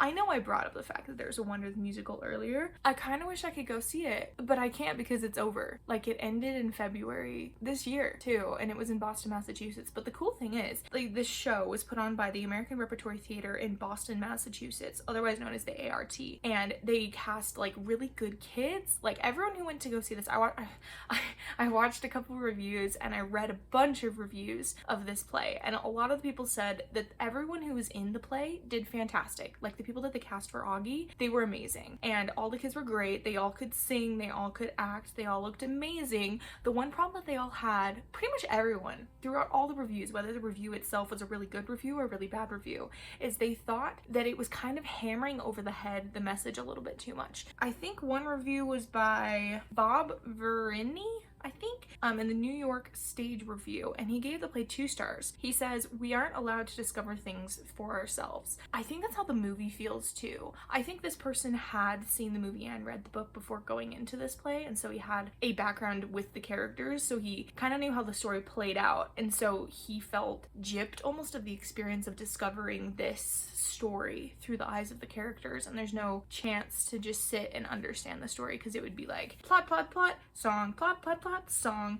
and it wouldn't let you just kind of think at any point, which I understand. That's really annoying in plays. Another person that I watched, her name was, well, her YouTube channel's name was called Theater is Life, and she made a video of her going and seeing this play, and her main review was overwhelmingly positive, aside from the fact that the second act wasn't as strong as the first act, and it felt like the people who made it focused a lot on the first act, and then the second act they were just kind of trying to tie up everything really quickly, and so the songs weren't as strong. She said, because this is a play that's supposed to be like an early Broadway screening almost, so it's like a play that could be on Broadway and they're kind of workshopping it in a smaller town before. So this is like the first screening of this play, but it could be done more professionally and bigger later on if it gets like reworked more. They'll take like all the feedback and stuff and make a better play. So anyway, her take on this was basically just, if they do a better job at it in the Broadway play, it's gonna be great because the play is already good. Another review that I saw, he liked a lot of it, and this was by Martin B. Copenhagen and the arts fuse. And he says, there's no doubt that Wonder has a palpable design on us, as in like trying to get you to believe something. And he said, of course, you could do worse than fostering empathy and kindness. So I think that's really interesting, just like that idea of a play obviously trying to make you feel something, but that thing is kindness and goodness. It's a very interesting dichotomy. I found an excerpt from the program by the person who wrote like the, not screenplay, but the playbook. Her name was Sarah Rule, and she apparently also had a facial difference, which made her really connect to Wonder, the book. And so when she got the chance to work on the screenplay, the script, she was so for it and she loved it so much. In the program, she talks a lot about how basically everyone who was working on this play really loved this play. They really wanted to make a play that showed R.J. Palacio's book and her characters and her message and morals to the world in a way that accurately represented the source material and also was a good play. And so I think it's really cool that there's so many people that really were passionate about this and went into this play. And I hope if I ever get to see it, if it's like goes on Broadway or something like that, I would love to be able to see the show. It would be so cool. When I was looking into the play, a lot of people, one person,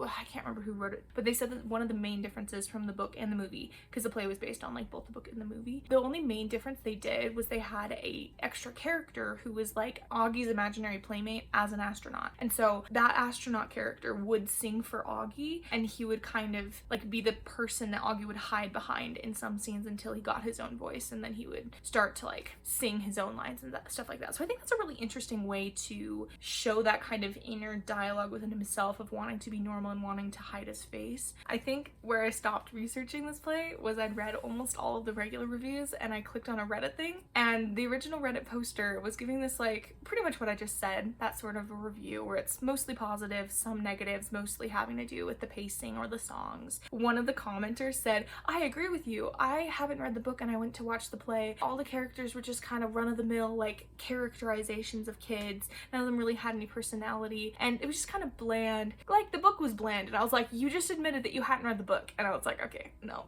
getting off of Reddit. What am I doing on there anyway? So now the next thing I need to do is rewatch the movie, and I've been putting this off because I hated it so much. I was looking at my previous like movie rant that I have on my phone, and it is actually so funny. They didn't do this, they did this different, they did this badly. And now that I've like gone and reread the book, I'm like, okay, they were sticking pretty close to the soul of the book, but they did do some things wrong. Movie time, yay. I finished. It wasn't as bad as I thought. When I watched it the first time, I was watching it, and because I found one thing I didn't like, it kind of spiraled into more things I didn't like. And when I was watching it this time, I was keeping notes and, you know, keeping track of everything. And so I didn't hate it as much as I was thinking I did, but there are still some things I didn't like about it. Overall, I give the movie like a 6 stars. It's better than average. It does a decent job of adapting the source material. And the one thing I have a problem with, there's more things I have a problem with, but the main gigantic thing that I have a problem with the movie is that they cast an actor who doesn't have a facial difference naturally, and so they add prosthetic on top of him, and it looks good, like it looks kind of natural, but the problem is his face doesn't move like a face. So when he's acting, you cannot tell what he's meaning through his face. When I was rereading the book, I realized that in the book they even say a couple times that it's hard for people to understand what emotions he's conveying because his face doesn't do the natural things that faces do because its muscles and stuff are in different places. So it is a problem also in the book where people can't understand what he's saying with his face. But here's my main problem with this. If you're going to have someone with that problem, please cast a person who actually has that. And I was actually looking up reviews of the movie, specifically with R.J. Palacio, to see how she feels about the movie, and apparently she was a collaborator, not in the writing process, but she was like someone that they talked to and basically were like, hey, do you like this? And she was like, yeah, sure, I like this, or hey, no, I don't like this. She was fine with most things in the movie. One thing that the director said that he wished he did differently was making sure and pushing harder to actually cast a person with a facial disability. Something with like the higher ups didn't want that, and so it ended up being they cast a kid who looks like a regular old kid, and then added prosthetics to make him look different. And that bothers me, and it bothered a lot of people. It makes me annoyed because like the whole point of the story is to tell the story of a kid with this thing that they go through, and casting someone who didn't go through that just adds this like layer of ingenuineness to it. Whereas the musical, I know I've been talking about the musical, but I like what they did, kid, they had a kid who had an actual facial difference. It adds so much to the role because you know that this kid genuinely has been through something like this. And even in like all the media I was able to find about the musical, like the mom was talking about it and the kid, like they relate so much to the story and to the role that the kid was playing because it's a lot of what they go through in their everyday life because they have a facial difference. So I wish they could have cast someone, even if it didn't have like the full on, like everything that Augie's described to have in the book, because the kid, the prosthetic, doesn't look like everything they describe in the book. It just feels like there's a problem here. And I don't even know if it's a problem with the movie itself or just society at large where they're more willing to cast an actor who looks normal to make them look not normal. And I don't like that. And my main problem with how this plays out as a movie is because his face, you can tell, isn't a real face. Like there's something in a prosthetic that in a fantasy movie, you're like, oh yeah, that's an orc. I can tell that's supposed to be an orc. But you're not like, man, that looks like a real life orc. You think that looks like a person who's looking like an orc. And they use even CGI in the face to kind of meld some things together. And they say that they used a mixture of prosthetic and CGI. And I'm like, why can't you just hire a real actor? Anyway, what it does for the way that he's acting, his performance, is it makes it so this kid, who I believe is a fantastic actor, doesn't know how to act with this stuff on his face. And so it turns into less of like a subtle role where in a normal movie, what kind of draws you to an actor, to a performance, is the way their face subtly moves and you can tell what they're feeling because their eyes go happy or their eyes go sad or their lips twitch, you know? It adds to the performance by having those subtle variations of a face. And because this is not the kid's face, he doesn't know how to use this face.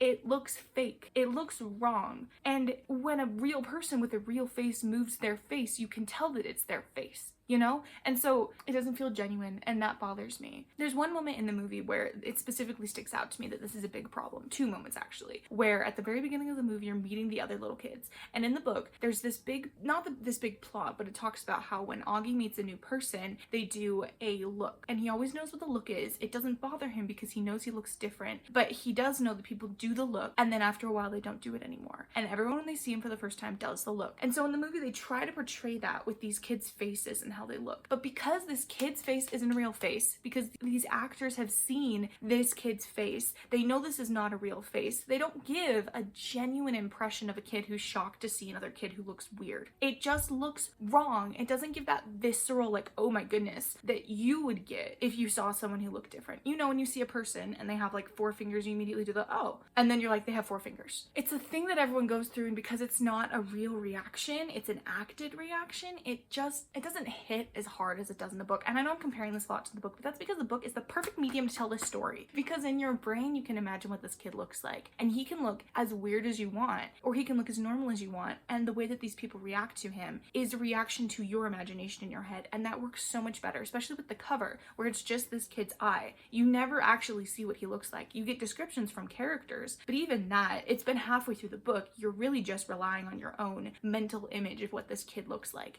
And that works so well in this format. And they try to come across that in the movie where they have him wearing his astronaut helmet for the first like 2 minutes of the film, and then he takes off his helmet and then you see his face, and it's supposed to give that like, oh, this was a normal kid and now he's not. But it doesn't work because it's not a real face. So you don't get that genuine reaction because it's not a real face. And another moment in the movie where this doesn't work is after they have this whole fight in the woods. I could go into blow by blow detail about everything that they changed about the movie to the book because I wrote it all down. But that's not as important because when you make a movie, you have to change things. I understand that. In the movie, they changed the fight with the kids in the nature preserve, where at the very endish of the movie, endish of the book, they go to a nature preserve and they're watching a movie. In the book, what happens is they're watching a movie at night on a big screen outdoors, and I wish they put this in the movie. That would have looked so cool. And I'm sad about that, but whatever, it's fine. They wanted the scene in the movie to be well lit so they can be easier on the cameras. That's fine. So they instead, they do it during the day, and it's an indoor movie, and they decide not to leave the movie because they have to go to the bathroom. They decide to skip the movie because it's The Wizard of Oz, not The Sound of Music, which it's The Sound of Music in the book. They leave the movie, which is The Wizard of Oz, because they're like, we can watch this any movie, let's go hang out in the woods. There's nothing about the woods being off limits. There's nothing about that sort of a thing. It's implied that they're allowed to do this because no teacher stopped them. So they go out into the woods. They're kind of messing around. They're like, oh, I have to pee, and they start peeing, and then the big 7th graders come. Now, these 7th graders don't feel scary because you're an adult watching this movie. These 7th graders just seem like children. They don't seem scary. In the book, these 7th graders are huge. They're so much taller than them. They're terrifying. And I think something about the camera angles doesn't pull that off. I feel like if they had the camera instead of like this, taller than the kid's height, but around like eye level with the 7th graders, if instead they shifted it so it's like this, so it's the kids looking up at the 7th graders, that would have put a lot more terror into this moment. And I wish they'd done that, but I understand why they didn't do it. They didn't really do that anywhere else in the movie. I think that would have worked better for the fight. So the fight's during the day. There's this whole thing early on where the dad tells Augie to fight back if he gets in a fight, to stick up for himself. And in the book, he does stick up for himself, but he also like sticks up for himself in the way where he's like, I'm a regular person, I shouldn't have to do this. And Jack sticks up for him, and then Amos and the other kids come in and they take down the 7th graders and they all run away. In the book, this is a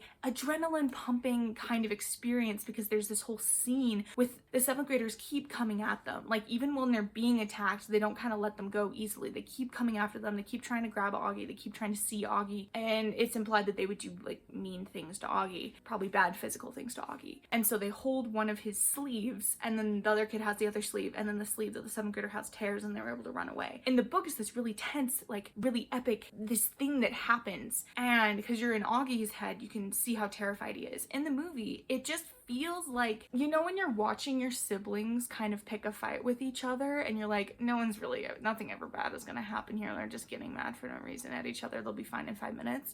That's what it feels like in the movie.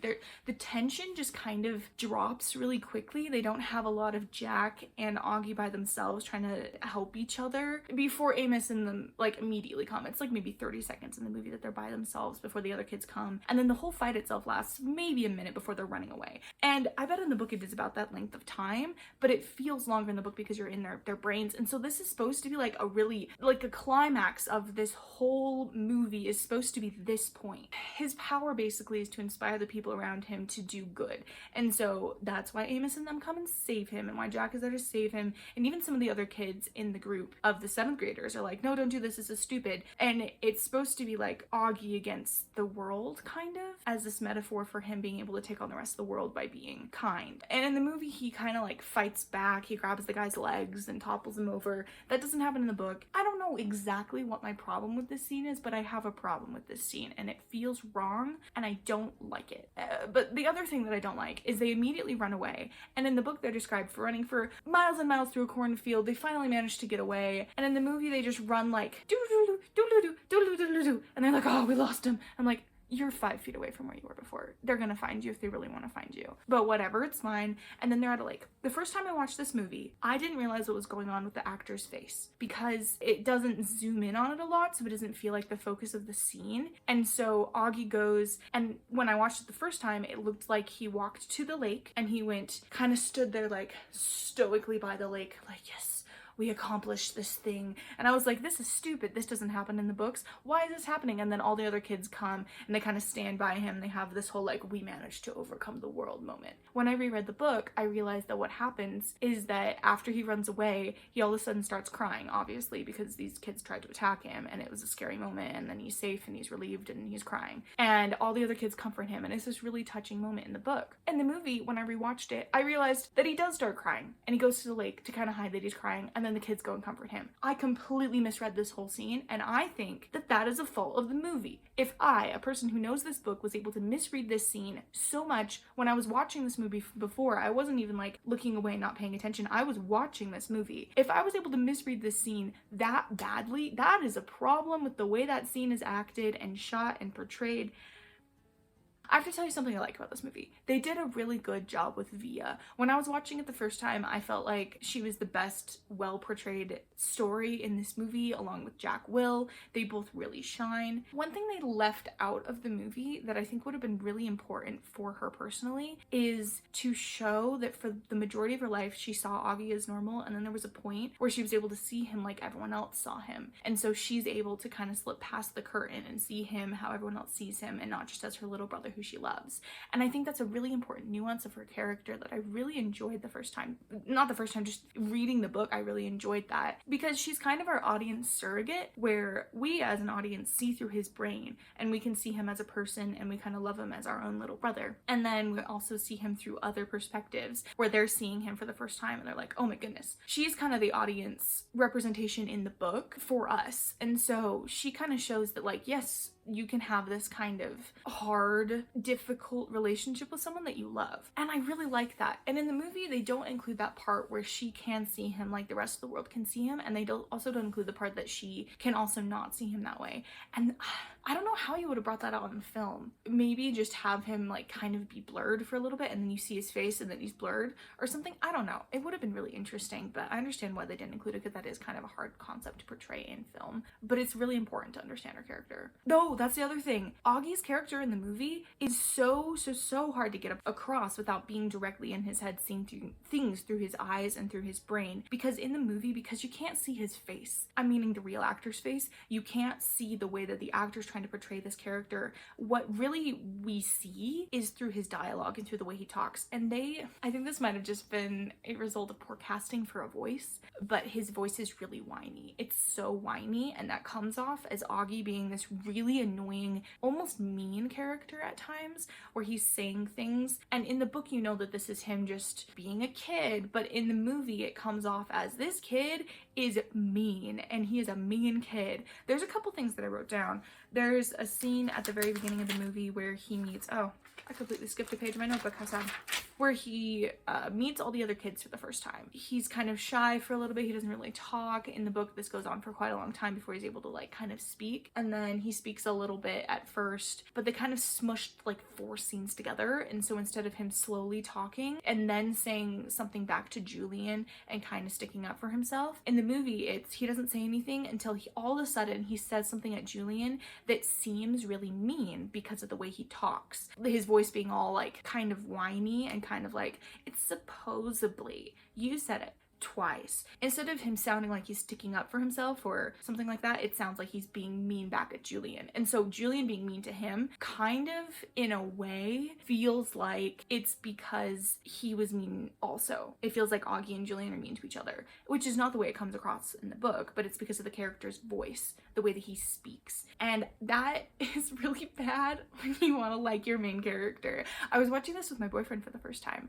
and he didn't like this movie at all. And I was like, no, he's a good character. And he's like, no, he's the villain. And I'm like, he's not the villain. And then we get to the end of the movie, I'm like, you're right. In this movie, he is the villain. He comes off as mean and whiny. Like when he gets in a fight with his mom or with Via, and he's like, no, you don't know what it's like. This and that. It sounds like he's being a really mean kid. And there's a couple points in the movie where the mom is like, you can't talk to me like that. And you're like, okay, good. Stick up for yourself, mom. But then she immediately caves and she's like, no, my dear. And it feels like he's this really whiny kid that's been coddled his whole life. And in the book, there comes across a tiny little bit of him being coddled, but not that he's whiny. He's just been coddled because he's been in a bunch of surgeries. It's just really not a good choice for a character that it's harder to see facial cues to also have his voice be misconstrued as him being mean. So there's a point in the movie where you start to like Augie again because he's not really saying things that are whiny, and so you're liking Augie, you're sticking up for him. He has friends that leave him and then they come back and you're all like, oh yeah, go Augie. And then it has a science fair project point where he does this really cool science fair project with Jack, and then Julian and I think it's Amos, and their kind of science fair project breaks, and then all the kids start laughing at him. Instead of this feeling like oh, kids are laughing at other kids, it feels like the kids are bullying Julian. Like they're making fun of Julian now, and that's just not a good message to bring about, to bully your bully. That just is a cycle of badness. And I know it's not supposed to be that way, but it comes off that way. And because Augie's also laughing at Julian, it seems like he's laughing at someone else's misfortunes, and it's just not good. I didn't like that scene. In the books, we don't know why Julian doesn't go to the nature preserve. And so we don't see that part with Julian being taken to the principal's office and him being put in suspension and then his parents dragging him out of school. We don't see that in the book. And so the way that the original storyline plays out is this whole war going on, and then it slowly starts to break down. In the movie, we don't get a lot of the whole war thing either, which is a really big important part in the book, but that's fine. I see why they smush things together. So then they go to the nature preserve, and then it's basically them them being able to take over the bullies, and then Amos and all these other kids coming and saving him and rescuing him, and then being like, you're a cool little dude, and then they're all friends. When they come back from the nature preserve, Augie is now cool. He's a cool kid. Everyone likes him. And now Julian is the one that no one's really talking to, because he's still being like, he's a freak, we don't like him. And so everyone kind of like, not bullies him, but like doesn't really talk to him. He's not popular anymore. And so in the book, it's framed as nature preserve defeats Julian. In the movie, it is. They tell the teachers about the notes. And so the teachers defeat Julian, and then they go to the nature preserve. And so the nature preserve doesn't feel as important. In the movie, it feels like Julian going and getting told off by the teacher and the principal and him being taken out of school. That feels like the part that's important. And so then everything else kind of feels like falling action, which also makes the fight kind of feel like out of the blue and not as important. Also, in that part in the office where Julian's being taken out of school and told that he's a bully and like getting suspended from that, at the very end of that, he says that he's sorry to Mr. Tushman, and Mr. Tushman's like, I know you are, Julian. That doesn't work. We never see anywhere in the movie that he's the slightest bit of remorse for what he's done. It's just him being progressively more mean, and then all of a sudden he gets in trouble and he's sorry. It doesn't give you a reason why he's sorry. In the book, that makes it like works really well, because you get to see like him go to Grandmere, and then you have that whole Julian chapter. That works so well in the book. In the movie, it just feels so ingenuine that he's saying that he's sorry. The dad, he's not funny in the movie. Like in the book, he said over and over that he's funny. In the movie, he's not funny. Like us, the audience, laugh at his stuff, but a lot of the stuff he says is either mean towards himself, mean towards his wife, mean towards the world in general. It's snarky, it's sarcastic. It doesn't really come off as funny, at least to me. Also, because the mom never laughs at his jokes. There's like maybe one point in the whole movie where you see her laughing at something that he says, and so you're like, why are you married to this guy if you don't like his jokes? They have the opening of the movie where they have him talking about his birth story and saying, this is so funny, my birth is hilarious, we had a young doctor, and then I was given birth and rushed away. It's like, why is that funny? That makes no sense. It makes sense in the book because you have the funny thing about the farting nurse and this and that and everything happening and just being like really funny. It's not funny in the movie. And so it's like, why are you telling us this if it's not funny? Hi, editing me here. Not to mention the fact that the dad uses this story later in the movie to put down his wife, where they're telling the birth story and it's so funny, and they had this young doctor and then he fainted, and then the dad's like, and then my wife, she kept farting through the whole thing, and then the mom turns to him and is like, and then they get distracted by looking at something else. And then the mom, like, after everyone turns away, the mom's like, I can't believe you'd say that to me. He's like, what?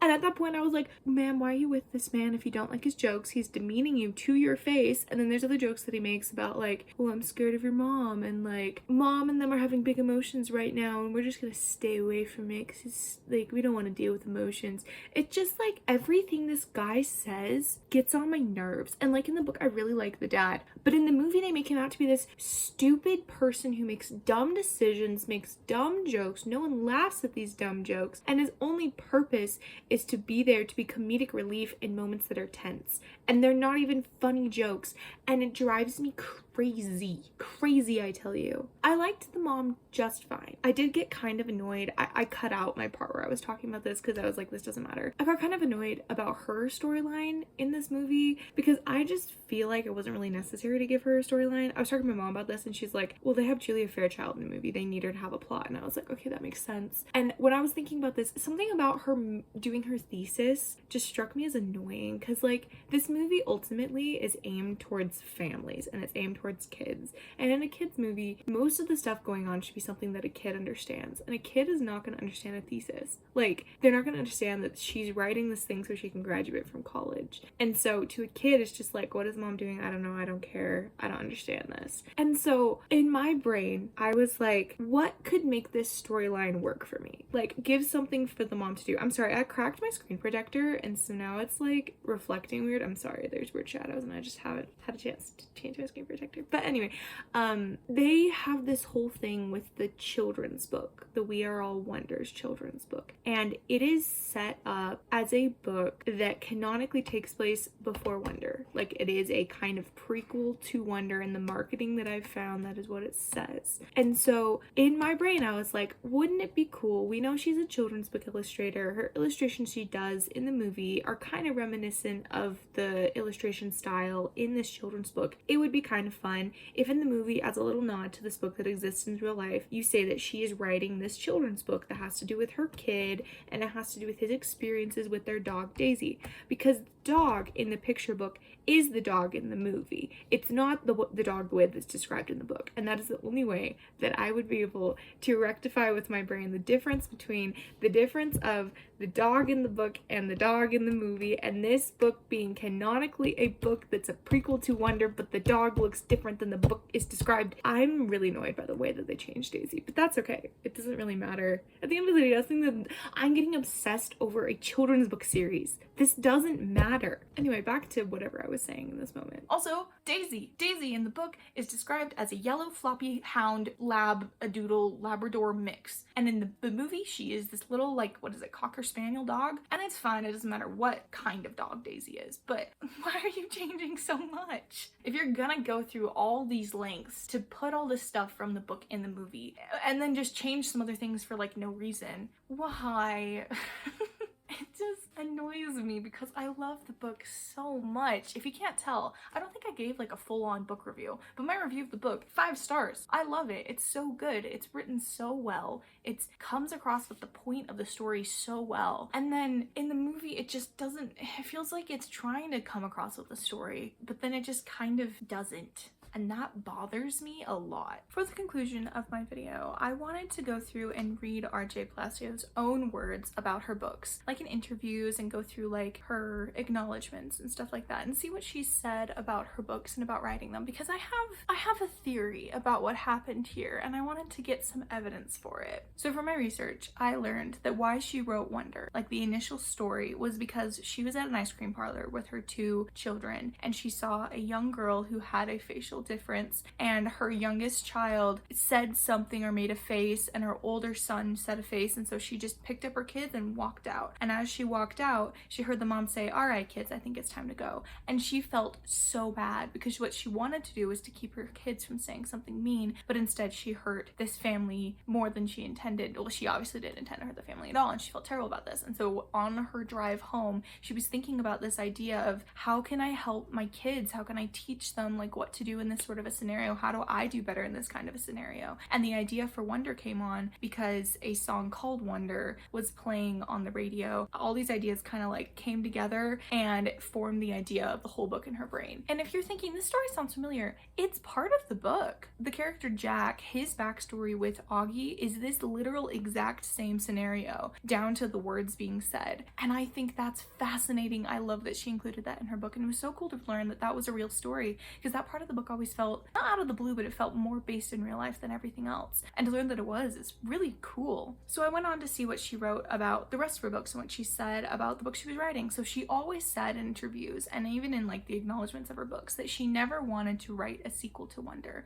She always wanted to leave Augie's story kind of up to interpretation. She didn't want to limit what he was going to become, because a lot of people said he was going to be an astronaut, or he was going to be a chemist, or he was going to be a scientist, and she didn't want to just be like, he's none of those things, he's this. She wanted to leave it up for people to interpret themselves. And so when she wrote the sequel chapters, so like Julian's chapter and Pluto and Shingling, she was like, these count because they are not a sequel to Wonder. They happen along the same time as Wonder. Although Julian's chapter does happen slightly after, it doesn't tell you anything about Augie's story. And so that's how she said that they're a companion to Wonder, they're not a sequel. And then when she wrote 365 Days of Wonder, she was like, this isn't a sequel, and it does include stuff about Wonder in it, but it's not a sequel to Wonder. And then she wrote White Bird, which was a continuation of Julian's story.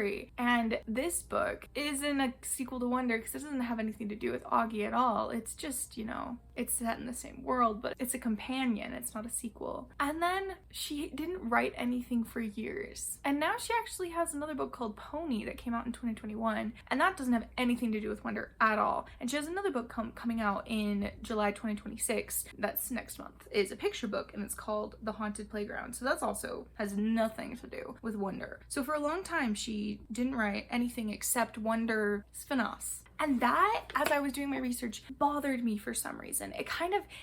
As I've been talking about all this, it's been in the back of my brain. It's been like, why does she only write Wonder spinoffs? And I went through all of these interviews, and in several of them, like one with The Guardian in 2014, she said that this was right after coming out with Julian's chapter, and she had announced doing 365 Days of Wonder, which came out or later that same year. She said that after the other 2 ebooks that she was writing, she was moving on to something completely different, which was Top Secret, which I thought had to be White Bird based on like the timeline. But I don't think it was that, because in another interview with a WordPress blog, Random Acts of Reading, in 2012, right after the initial book Wonder came out, she mentioned stopping writing on an urban fantasy series. She was about 100 pages in to write Wonder, and she thought she was going to jump back to that, but now she has a new book that she's writing that she's really interested in, and neither of these things have ever come to fruition that I can tell. So I'm thinking that maybe the only books that she could get picked up after writing Wonder were Wonder related books, and I think that's so sad, because Wonder is such a good book. Like, maybe her publisher was like, you're writing this book, you told me you had this idea about Wonder, maybe you should write that idea instead of this one that you have. And if that's true, I am so sad for her, because obviously this is all alleged, it's all speculation, but if she had other ideas that didn't come to fruition because Wonder sells better, that is so sad, especially because I've talked about, as this video has gone on, my dissatisfaction with the later books that are Wonder related, like 365 Days of Wonder. I don't like that one. I think some parts of it she really truly felt about, like the quotes and all of this stuff, but other parts felt so cash grabby, so like, oh, you get to learn who told the teacher about the notes, and oh, you get to hear stuff about Augie and Wonder, and it's like, goodness, we don't need this. It doesn't make sense as a book, and it doesn't add anything really for us to read. These interludes, I think a lot of the book was a good idea, and I think she had a passion for it, but I think either someone higher up in the company was like, hey, you should include this sort of a thing if you're making a Wonder book, and so she added it in and it sold. And I think this is a really interesting look into a franchise that at its heart is about kindness and about goodness. And so all of the books that come out are about that. Like, it's not like they're adding more slop to the world that's not good, that doesn't bring any goodness to the world or kindness or joy. It is bringing good things to the world, but the consistency to its own internal logic also breaks apart as you go down. Like, from Wonder to 365 Days of Wonder, you have an internal logic that just doesn't make sense with the Wonder universe. And the Wonder picture book, that one also canonically takes place before Wonder, and the dog looks different. And then you have Julian's chapter, which tells you these certain details that happen with the grandmother's story, and then when you go to White Bird, those just, like, they're gone. Like, those key details are completely changed,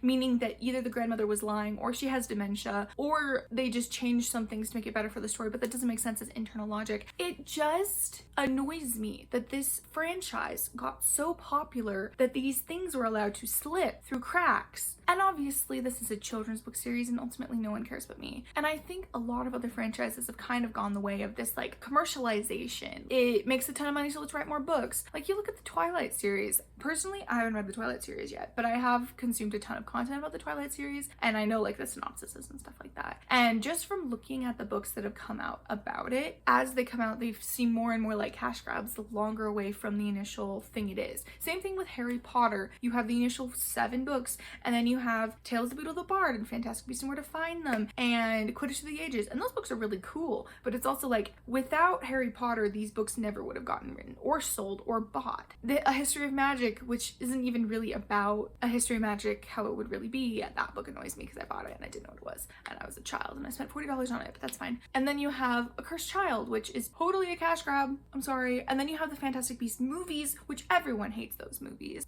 The more you keep writing or creating things in the same universe farther down the line from the initial thing, the less they care about them being good, and the more they care about, hey, this will make money. And you can see that with Wonder, and that's really sad, and I don't like that. And I wish that I had something else to say at the end of here besides the series progressively becomes more and more about money. Not, I think, from RJ Palacio herself. I truly believe that she cares about everything that she created in this world. And I believe, like, you can see that she cares about everything she touches. In all the interviews, she talks about her passion about creating these things and why she wanted to write White Bird, because of her husband who's Jewish and has Jewish family, and how much his life has been affected by the events of the Holocaust. And you can tell that she cares about this. But everyone else involved, I feel like, was just like, hey, you should make this book because it's connected to Wonder. Without Wonder, White Bird would not exist. Without Wonder, 365 Days of Wonder wouldn't exist.